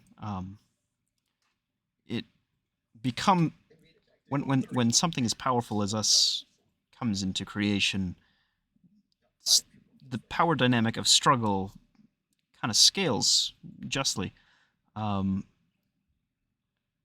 We fight the strongest things because the strongest things tend to be mad at us. It's just kind of how things work out. I suppose it's bad luck, maybe. That's maybe just my experience, but everybody has their battles. We just have our own. Now, did I maybe go a little bit, a little bit harsh? I don't know. I don't have those memories necessarily. but parts of me remember being quite angry at my homeland and how things were going and how the gods were treating mortals. Um, be that it may. I guess what I was gonna ask you, if that is kind of what our job is there anything, any advice or maybe something that you could, you know, bestow upon me to help me with said task? I just don't want to. I guess is what I'm trying to say is I don't want to lose this body, Jimbo. It'll Uh, be hard to get rid of. Well, to be fair, you'll always have Jimbo as long as you make the right choices. Um, you'll always be up in there. Um, yeah, but the I always had body, this. you'll be Oh, able go to ahead. keep around too. Again, if you make the right choices. My best line of advice is don't get killed out there. Because as long as you keep all your parts together, you'll reach your goals eventually. Might take a couple lifetimes. Yeah. Okay. As Well, far as how to kill a god, um, there's ways of weakening him first. Figure out that. Always take advantage of a leg up and be absolutely brutal. It's the best way. just be relentless. Be absolutely relentless. Be something so potent that they should always be looking behind their back. That's my, that's my advice. Hmm. I kind of chuckle and say, I can see why half of the gods don't like you. She'll smile at that. Yeah, I don't like them much myself, but Hmm. here we are. They're my ticket Okay. back home, so. Um. So when you call out here, can get the you can whatchamacallit, you can get any book. Just about, yeah, should be able to. Um, I'm gonna try calling out Pappy's book. If did he ever like does he Pappy have a book here? Pappy does not have a book, actually, I just realized. Yeah, he never made it here. So Okay. Okay. you I can was call it just Pappy though. Pappy will come out. Hello. Wait, no no, no he's no not no here. He's not here. no. I can just talk to him in Yeah, my that's right. head now, Yeah, yeah. right? Okay. I was just curious if I Hey could Jimbo, read I and didn't make it here, buddy. I've never seen this place before. now that I've remembered you and you're not, you were in the shield. What is your take on all of this? I know you've been watching from behind the scenes back there. I don't know. I think you got a pretty good plan there. I would see what the other gods have to offer during that meeting. Um, maybe get to meet Rounder. That'd be cool, huh? That would be pretty cool. Have Yeah. you ever met any other gods or Oh, what? Actually, one time I did meet hold on. I'm getting my gods mixed up because they have different names than they used to have, and I don't want to mess it up. All right. Forgets his own deities, SMH, dude. Um, it would be on like it wouldn't, it'd be on brand for him to forget the name. the traveler lady, the one who goes around all the time. What's your name? Oh, Ooh, Celine. Yeah, little Lady Luck I met one time. It's kind of her thing. She kind of just goes around sometimes and meets you people. I was just having a little barbecue with the boys, and wouldn't you know it, real nice lady pulls up. She got a little horse, a little pony, and yeah, we had a good time. It was really fun. that sounds like a great time, Pappy. Yeah, it was pretty good. Hmm. This is a very different god, I have to say. Maybe the opposite, but you know, not too bad. The Raven Queen? Yeah, she's scary. She does seem a little bit scary and a little bit nice I think and a that's little what bit she's going for. Yeah. I'm not. She means well, I suppose. Um, Oh yeah. So, Warden. Yeah, I speak to the Warden. What's your take on Asgarath? I hate him. Yeah. Yeah, I just don't like the guy. Um, Okay, he did kind of put me in like brain prison, so that's not the that's best. true. Yeah. Does so actually about that? How so the Warden soul on the inside? Do I have like a Warden soul like on the inside of me, like or in my? How does that work? You will. I mean, once there's more of you kind of rattling around in there, that'll kind of be a thing. But right now, Uh-oh. you're just Jimbo. That So makes sense. yeah.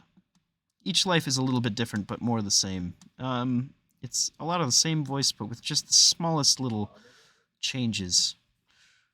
Um, Hmm. and Interesting. sometimes, well, I don't want to make this grim, but when you're reborn, you're actually taking over the body of somebody else. That's just kind of how it is for us. Not for the others, but us particularly. We aren't assigned a body per se, so we have to hijack another one. And sometimes there's aspects of that other person kind of rattling around inside that body. That wasn't the case for this current one, for Jimbo here, but going forward, that kind of will be something that you'll have to think about. Um, Just a look of dread is like kind of washing over Jimbo's eyes. We mean I have to? Oh, yep, kill a baby. well, Actually, to be fair, you're actually just a hitchhiker. If that makes it feel better, any better. It's not like anything bad happens to them. but nothing good happens to them either. That's also true. Hmm. Okay. Well, I'm gonna have to I guess sleep on this lifetime for that one. Yep. Um. Well, at least I know, and I can have the forewarning to know. Um.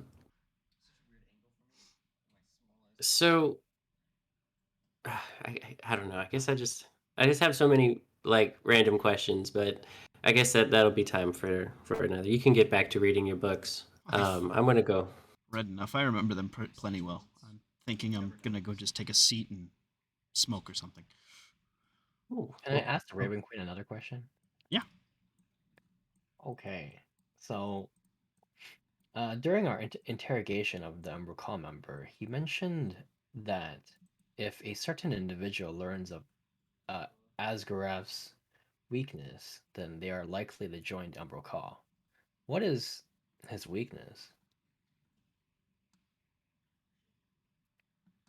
Oh, I would probably say that it's probably their vanity. Um, I would say that maybe the realizations about the dragon god that we've had here today might be similar to that line of thought. As for actual weaknesses, I am unsure of any actual genuine weaknesses of the dragon god. So, if they learn of his vanity, they are likely to turn against. Or his inability to end the suffering of all those that are out there, yes. Hmm, I can see that as a potential a possibility. All right. Um, I'm gonna turn to Bran or look for Bran. Did you get a chance to look into the pasts of any of the children that were slain? The fake given children.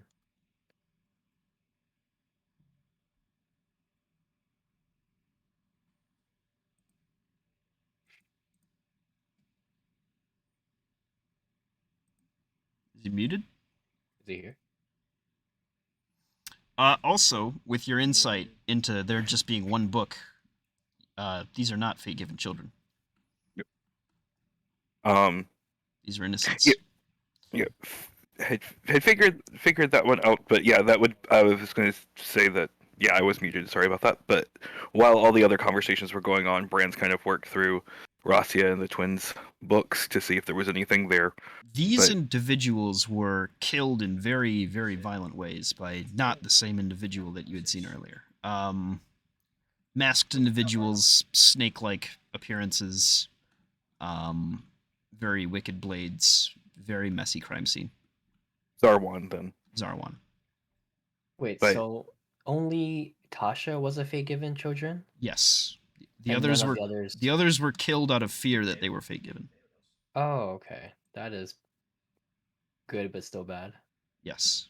They did a Jesus. I see. Yeah. uh, so yeah, Brand's done that. Can't quite bring himself to look at the book for the eye. Trying to psych himself up, and actually, when Deus is kind of coming back to look, Bran actually is afraid that he's cheating, and it kind of looks like he knows that he may be doing something guilty, but he mutters a name under his breath for a book to come, and it's Blodwyn Marwalaith, his Nan. Um, why don't you describe their life? If you want to read through that, that's up to you. I have no insight into how they ended or anything like that. I'm assuming they had a pretty peaceful It's pretty demise. peaceful. The sole reason that Bran is looking at it is because through her through through Nan's memories, he may actually have a chance to see his at least his mom, if not both of his parents, and know what they Yeah. looked like for the first time. Yeah, over the span, you will see a very pretty Adanian woman. Bran, guess what?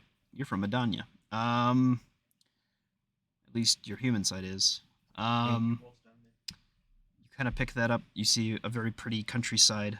You see kind of a troublesome kind of get together happen with this kind of intense looking elvish man.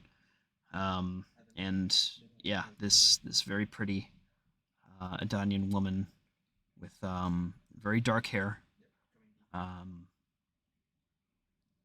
kind of very similar features to Nan. Um, Not only was your gran human and old, she was one of the first, like maybe second generational humans born on Aelinor. She lived to be quite old. Third generation actually. And yeah, there's this long kind of rich history. You see them kind of split apart. All of a sudden, your mom is quite upset, and then you see them leave uh, one day. Um, you know, your grand kind of just wakes up the next morning and nobody's in the house other than herself and you.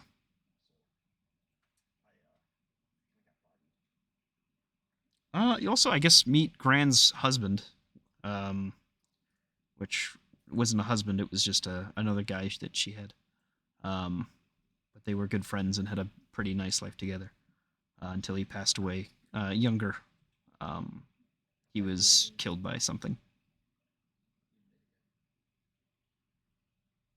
Bran kind of smiles and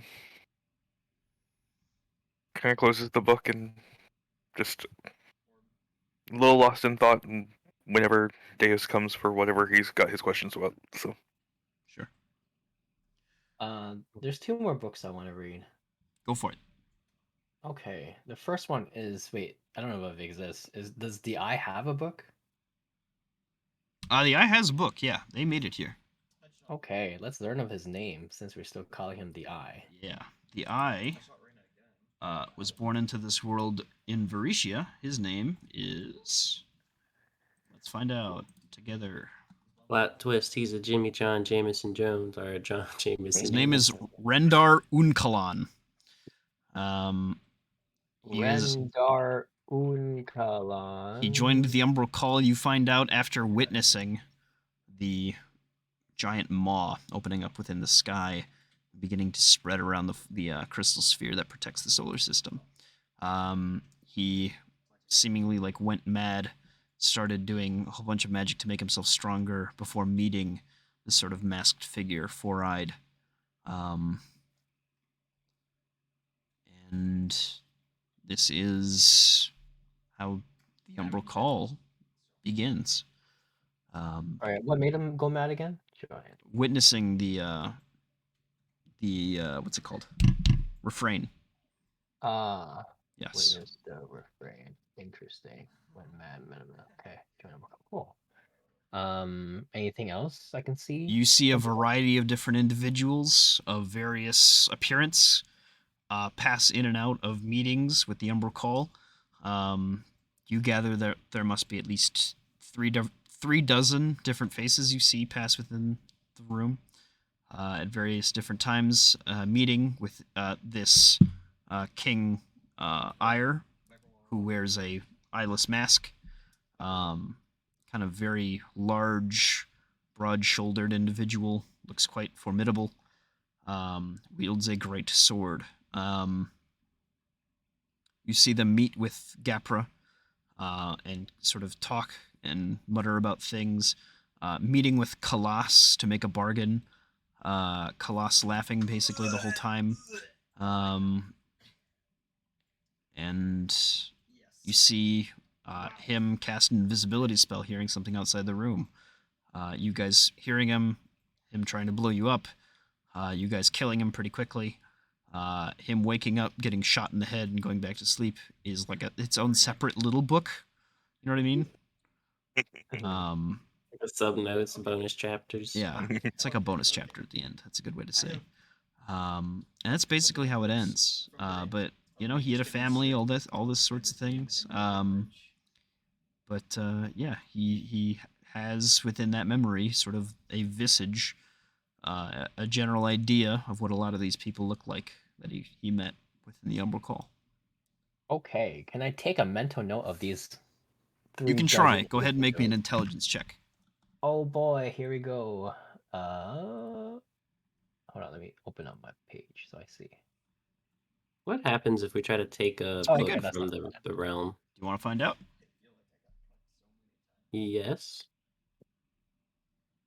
All right. 17. That is going to be pretty good. I'll let you know if you ever spot somebody that has that appearance. Cool. One more thing. Let's see here.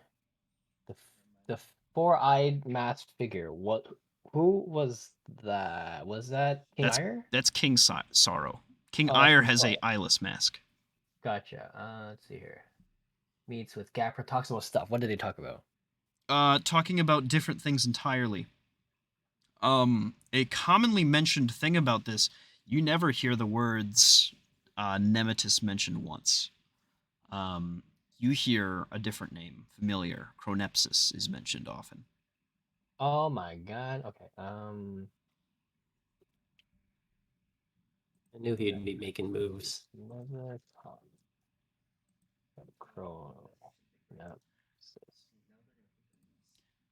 Very interesting. Plot twist.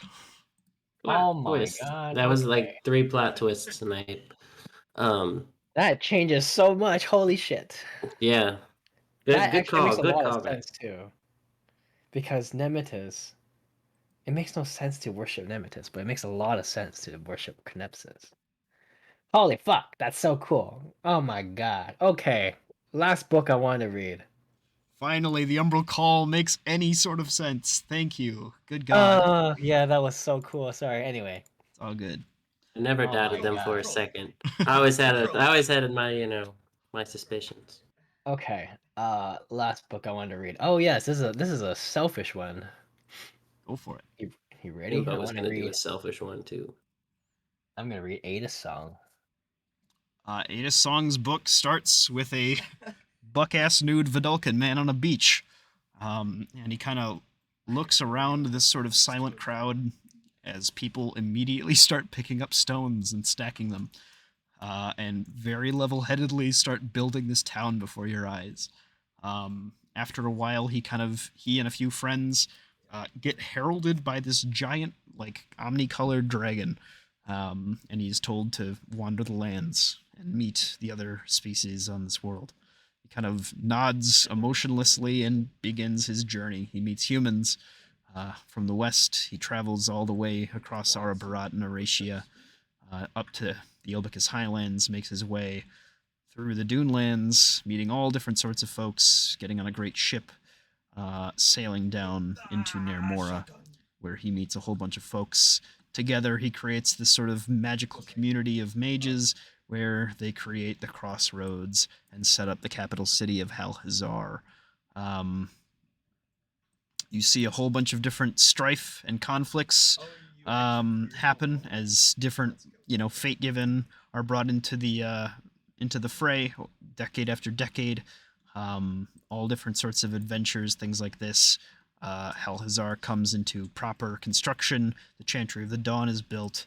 The last 5 generations of Fate Given are brought into the room. You see a frogman, a giant robot. You know what a Warforged is. A few other individuals, a Shatterkai, Death Elf, a normal human man with a big axe, and a little goblin make up the last prospective crew of Fate Given. And then together, all of them sail off into a very large, it's the refrain again. It's the big ball. He is upon this sort of large ship, the Meridian Dawn, flying through this, astral sea. Not astral sea, quite literally, just actual space. All these different rockets and things like this are being fired. You see all these smaller ships struggling to fight through or puncturing through like absolute maniacs. And eventually 2 large forms emerge from the creature and begin destroying the ship. And looking upon one of its forms, Edisong goes a little bit crazy and ends his own life. Oh. Oh. Another plot twist. One of the forms. This was a defensive measure to not be instantly sundered, because sundered Edisong sounds like a bad time. So he took a pretty smart way out, but it's pretty brutal. And obviously I don't condone that in real life, but No, that's a meta move. yeah. Okay, what I want to hopefully retain from that was his magic making skills. I mean, you see him do a lot of stuff, man. There's a lot of complex, magic-y stuff. You know what I will do though? I will give you XP and stuff for that. How about that? Okay. It's I was about- hoping. Actually, that's fine. Actually, that's It's fine. Whatever. about all I can really do. I'll give you a lot. I was too. hoping I can get some kind of bonus when crafting spells. You know what? If you want to do that too, that's fine. Bonus wise, I'm gonna say that you can just kind of pick. He'll help you out anyway. Or wait, no, you've got the other guy. Yeah, I've got the yeah. other guy, which I want to look into as well. I just realized. Anyway, sorry. Well, his story ends about the same way. Except he goes down with the ship and just explodes. What was I saying? Ada Song. Oh, as far as spell casting goes, or spellcrafting goes, I mean, he makes a few magic trinkets and stuff like that. That was kind of his major thing. He works with conjuration magic, mostly. So you can pick up some secrets about that, and maybe you'll have an easier time making conjuration spells in the future. Did his magic come from? Did he put magic into items? Did he make magic items? He or, made a lot of magic items. He is the one who created and wields this world's Staff of the Magi. Oh, cool. I was wondering if creating spells or creating magic items would be better. That I wasn't so sure about. I mean, he did both. He did both. Okay. Yeah. Can I potentially have more spells by putting it into a magic item? Yeah. Yeah, that's a pretty good idea, honestly. Or finding a magic item that has spells in it. The only thing is that you can only put a spell. If you're making a magic item, you can only put a spell in it that you know. That's true. Ah. But getting Yeah, I access to know. other spells through items is obviously always good.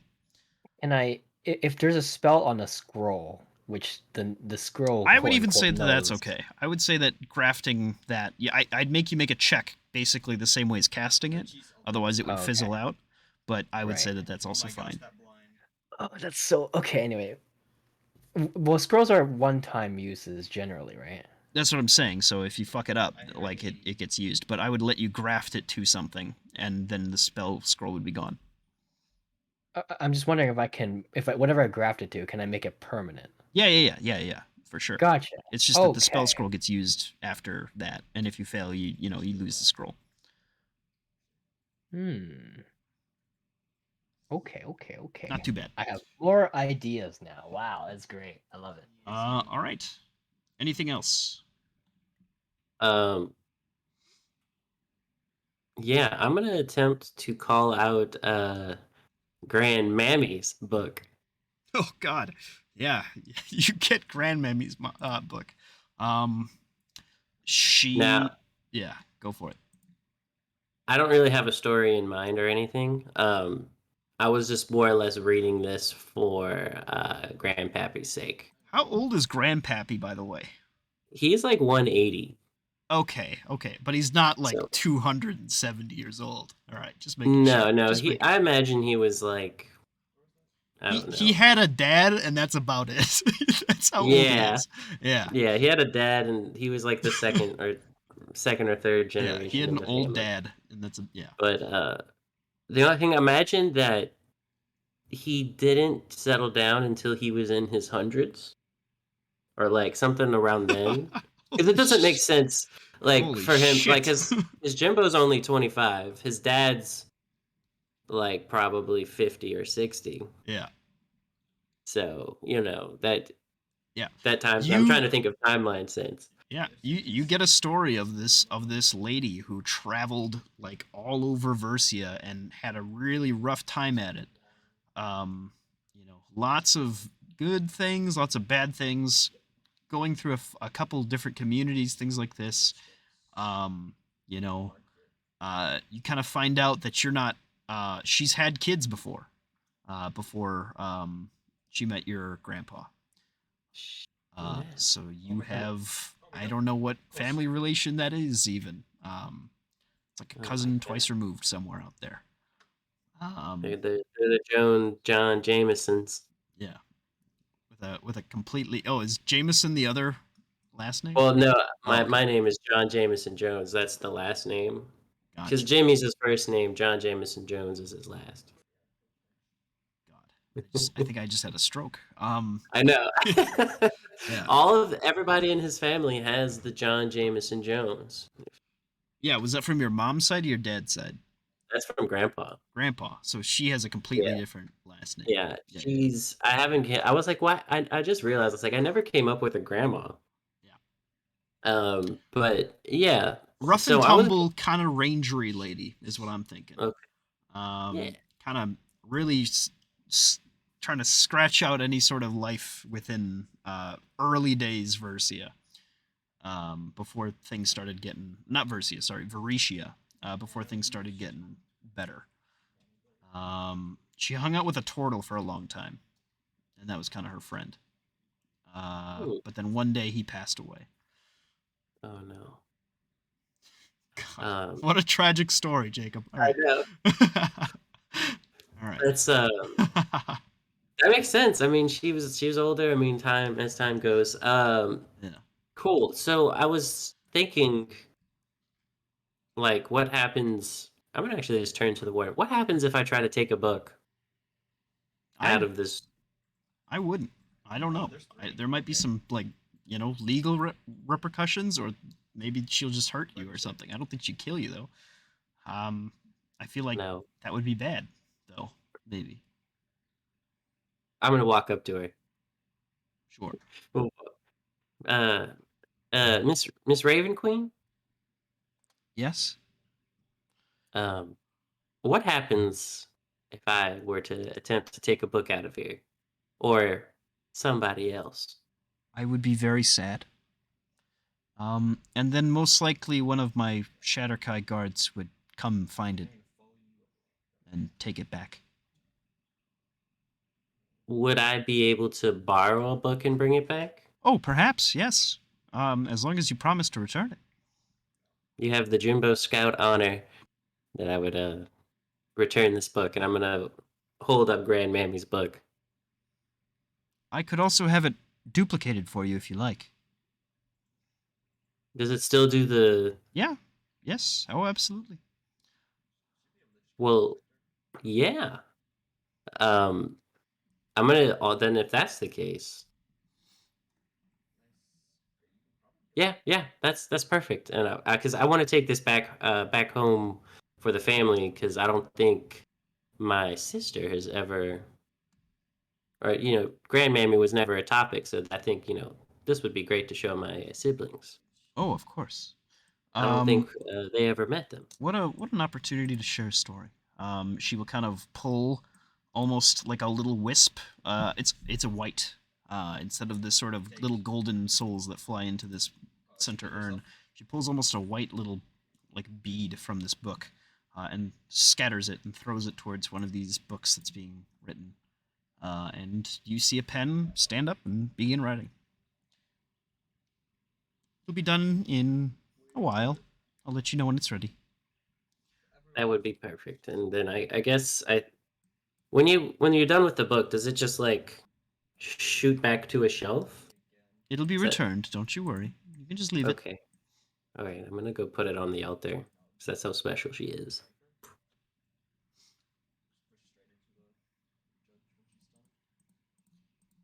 All right.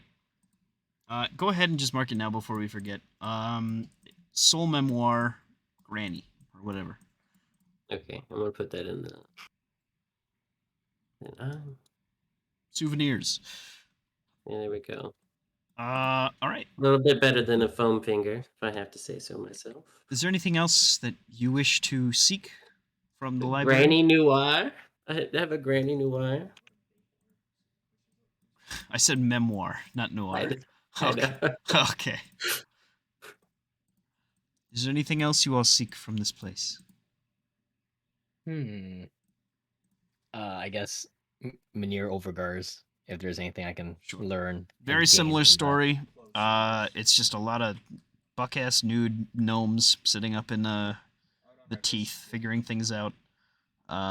Manir did a lot of inventing. I think did they create the Warforge or was it somebody else? I think it was him. Yeah. So you see him like eventually assembled. They didn't come around until much later. But like these great ships, these robots, these mechs, praying to Erithus. You see the visage of Erithus, not Erithus, Primina. This almost like, honestly, she looks like a transformer. Kind of appear before her, before him, and you know, he eventually becomes her champion. You see him kind of get this gilded, almost golden metallic brass armor and sort of set of sprocketry and things like this, different um, tools, and he starts just inventing so many new things. He makes this giant warforge that he can crawl into, WJ01, um, and after him a whole bunch of others. Um, One familiar, a long line of different inventions. He eventually constructs the Meridian Dawn, sets sail to Versia, and then from there, the refrain. Obviously, there's a few steps in between there. Um, you know, he had a family, actually. I think he has quite a few kids. Um, and yeah, So did he become Primina's champion and then start inventing, or how did he become her he champion? was inventing from the get go. He became the champion and started making things like Warforged and stuff like that. Oh, Uh, so she allowed him to invent she greater helped him. things. Yeah. Oh, okay. Uh-huh.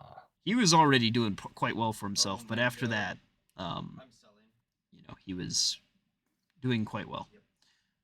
All right. So what can I learn from his building, crafting, inventing, manufacturing, mass producing, designing? Little bit, yeah. Most of it's already been taught to you, though. I will say, Oh, through cool. previous school and things like this. A lot of the education basis in, uh, The teeth. the teeth, all that type of stuff is based on his findings. So, Uh, I guess I can also ask him throughout my crafting career. yeah. Okay, cool. All right. I think that's it for me then. Okay. For book reading at least, unless there's something else you guys want to do. How's everybody else doing? I imagine Jimbo's sharing his own personal brand of tobacco with the warden right now. She'll pass some back to you. You've got some like old Varetian stuff, right? Yeah, this is his own home. Like, remember Yeah. in the beginning of the campaign, I was like, "Don't you touch my secret stash." Yep. That's what I was referring to. Yep. His own like special brand Uh, he's been working on. she has this very very fine stuff from Adanya that Ooh. she'll give you because that's where this warden is from. But she will appreciate your gift very much. And does she get high off of this? This is my next question, or is it just normal tobacco? It's well, I mean, you can get like a head high off of like when you smoke cigars and stuff. I know, but there's a difference Uh, though. There's well, yes, a little bit. It's not like Sure. a hallucinogenic, but it's definitely like I want to say it's actually more of like it helps you focus a little bit because Jimbo is all about like working, like he's nice. about the yeah. So it's kind of like kind of gets rid of the jitters, I guess you could say. She'll give you a sort of half grin, kind of smiling with half her mouth, and kind of thanks, Jim. Oh, well, you're welcome.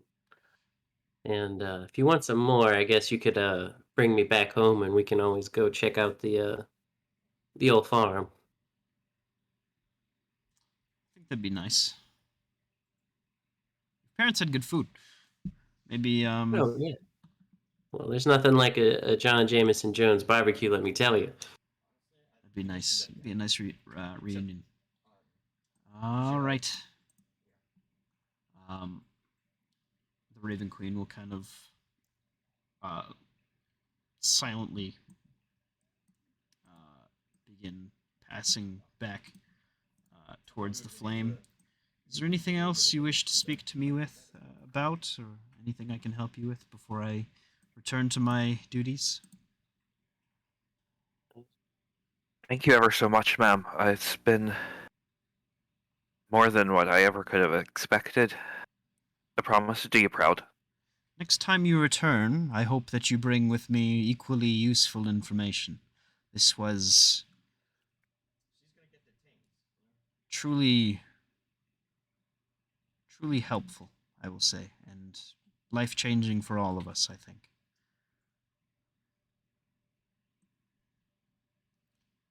Be safe, everyone.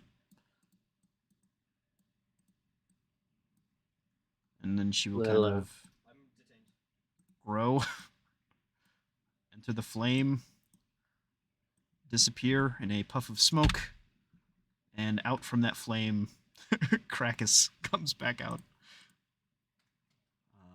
and returns to you.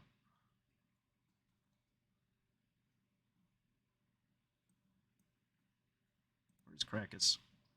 Welcome back, Birdie boy. Where'd you go? Kind of gives you a peck on the cheek. Are we able to speak through our minds to each other here, or only to the Raven Queen? I have no idea how the Shadowfell works. I'm going to find out real quick. I know that if you go to some places here, you go crazy. I don't know about anything else. I think that's kind of just her thing.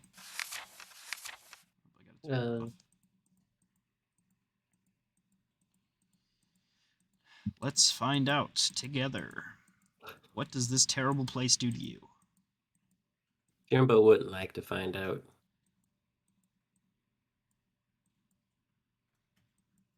Psychic wind. That's the astral plane. Shadowfell. Ha ha ha.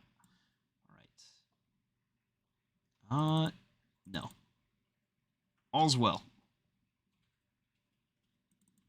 So we can talk to each other, or we You can't? cannot. No. Oh, we cannot. Okay, cool.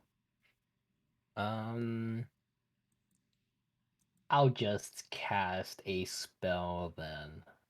I think this works, right? Let me see here. I never used this before. Ever. Yeah, I think you still whisper it, but I'm pretty sure that, yeah, it goes into their brain hole. Oh, I got a whisper message. Damn. You know what? It's fine. I'm not doing it. Okay. Let's see here. Oh, I guess I'll talk to the warden. Did you get anything useful here? More or less, I suppose. If you don't mind me asking, what did you find out? Before I got sent here, I had some folks that were taken away from me, and it's good to know that they haven't met their end yet. Maybe. They're out there somewhere, and if I can get them back, then I'll have them again. You have people in your party that were kidnapped? Party's a bit harsh. No, my wife. Oh. Hmm. I didn't really No. have a group per se necessarily back in the day. Somebody Friends, stole your family. wife? Oh, well, by somebody I mean the big angry space lady. Yes. I I was didn't know you around had for the family. Sundering. Yes. Sundering. The Dream Plague. Oh. Ah. So Mrs. Soul is somewhere out there? She went by a different last name, but yes, she's out there somewhere. Uh, Hmm. So I'm assuming that she's been lost for a long time. Oh, hundreds of years now, but that affirms one thing at the very least. Despite how much time passes, it's not like the Sundered are aging. How can you be sure that she hasn't come through here? I wasn't able to get her name. Ah. So even if she came through here and passed on again, you like there would be record. Is that right? Correct. Ah. Hmm. so is this like the original Mrs. Soul? Like the original Mrs. Oh, Soul's body? there have Or been many Mr. and Mrs. Souls over the years. oh, well, I meant like the original Mrs. of I don't uh is this your first spouse? No, no. My first spouse I was able to find in here even. Okay. That's all I was wondering. Which was nice. That's what I was reading. It was old friends, family, things like this from over the years. It's good to remember sometimes, and I have quite the family tree. I could only imagine.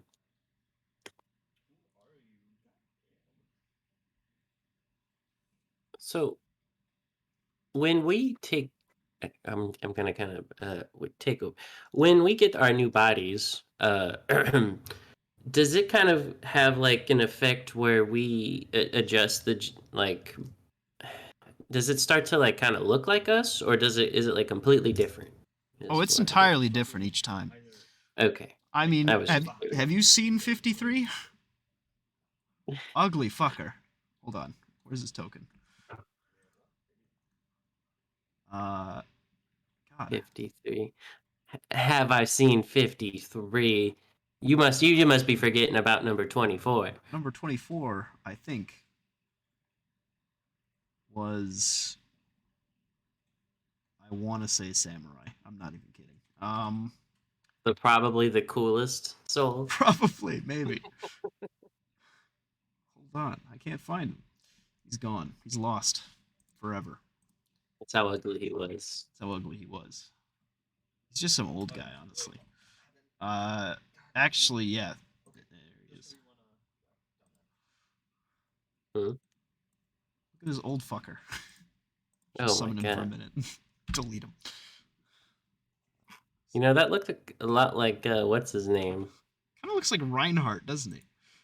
Kind of. But I was gonna say what was the I keep wanting to say Ozark, but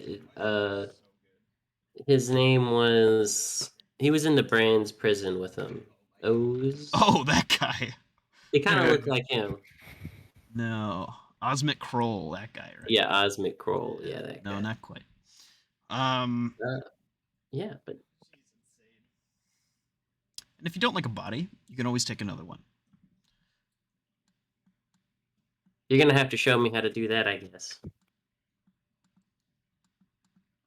Mr. So will tell you, I'm sure. All right. Everybody, We might as well leave this place. Unless there's anything else you need to gather from here. Otherwise, there's the city around us, and there's our way back home. I don't know about you guys, but I kind of want to go home. I mean, we are here. It is a rare chance to come here. I heard there's something about portals we can obtain from here.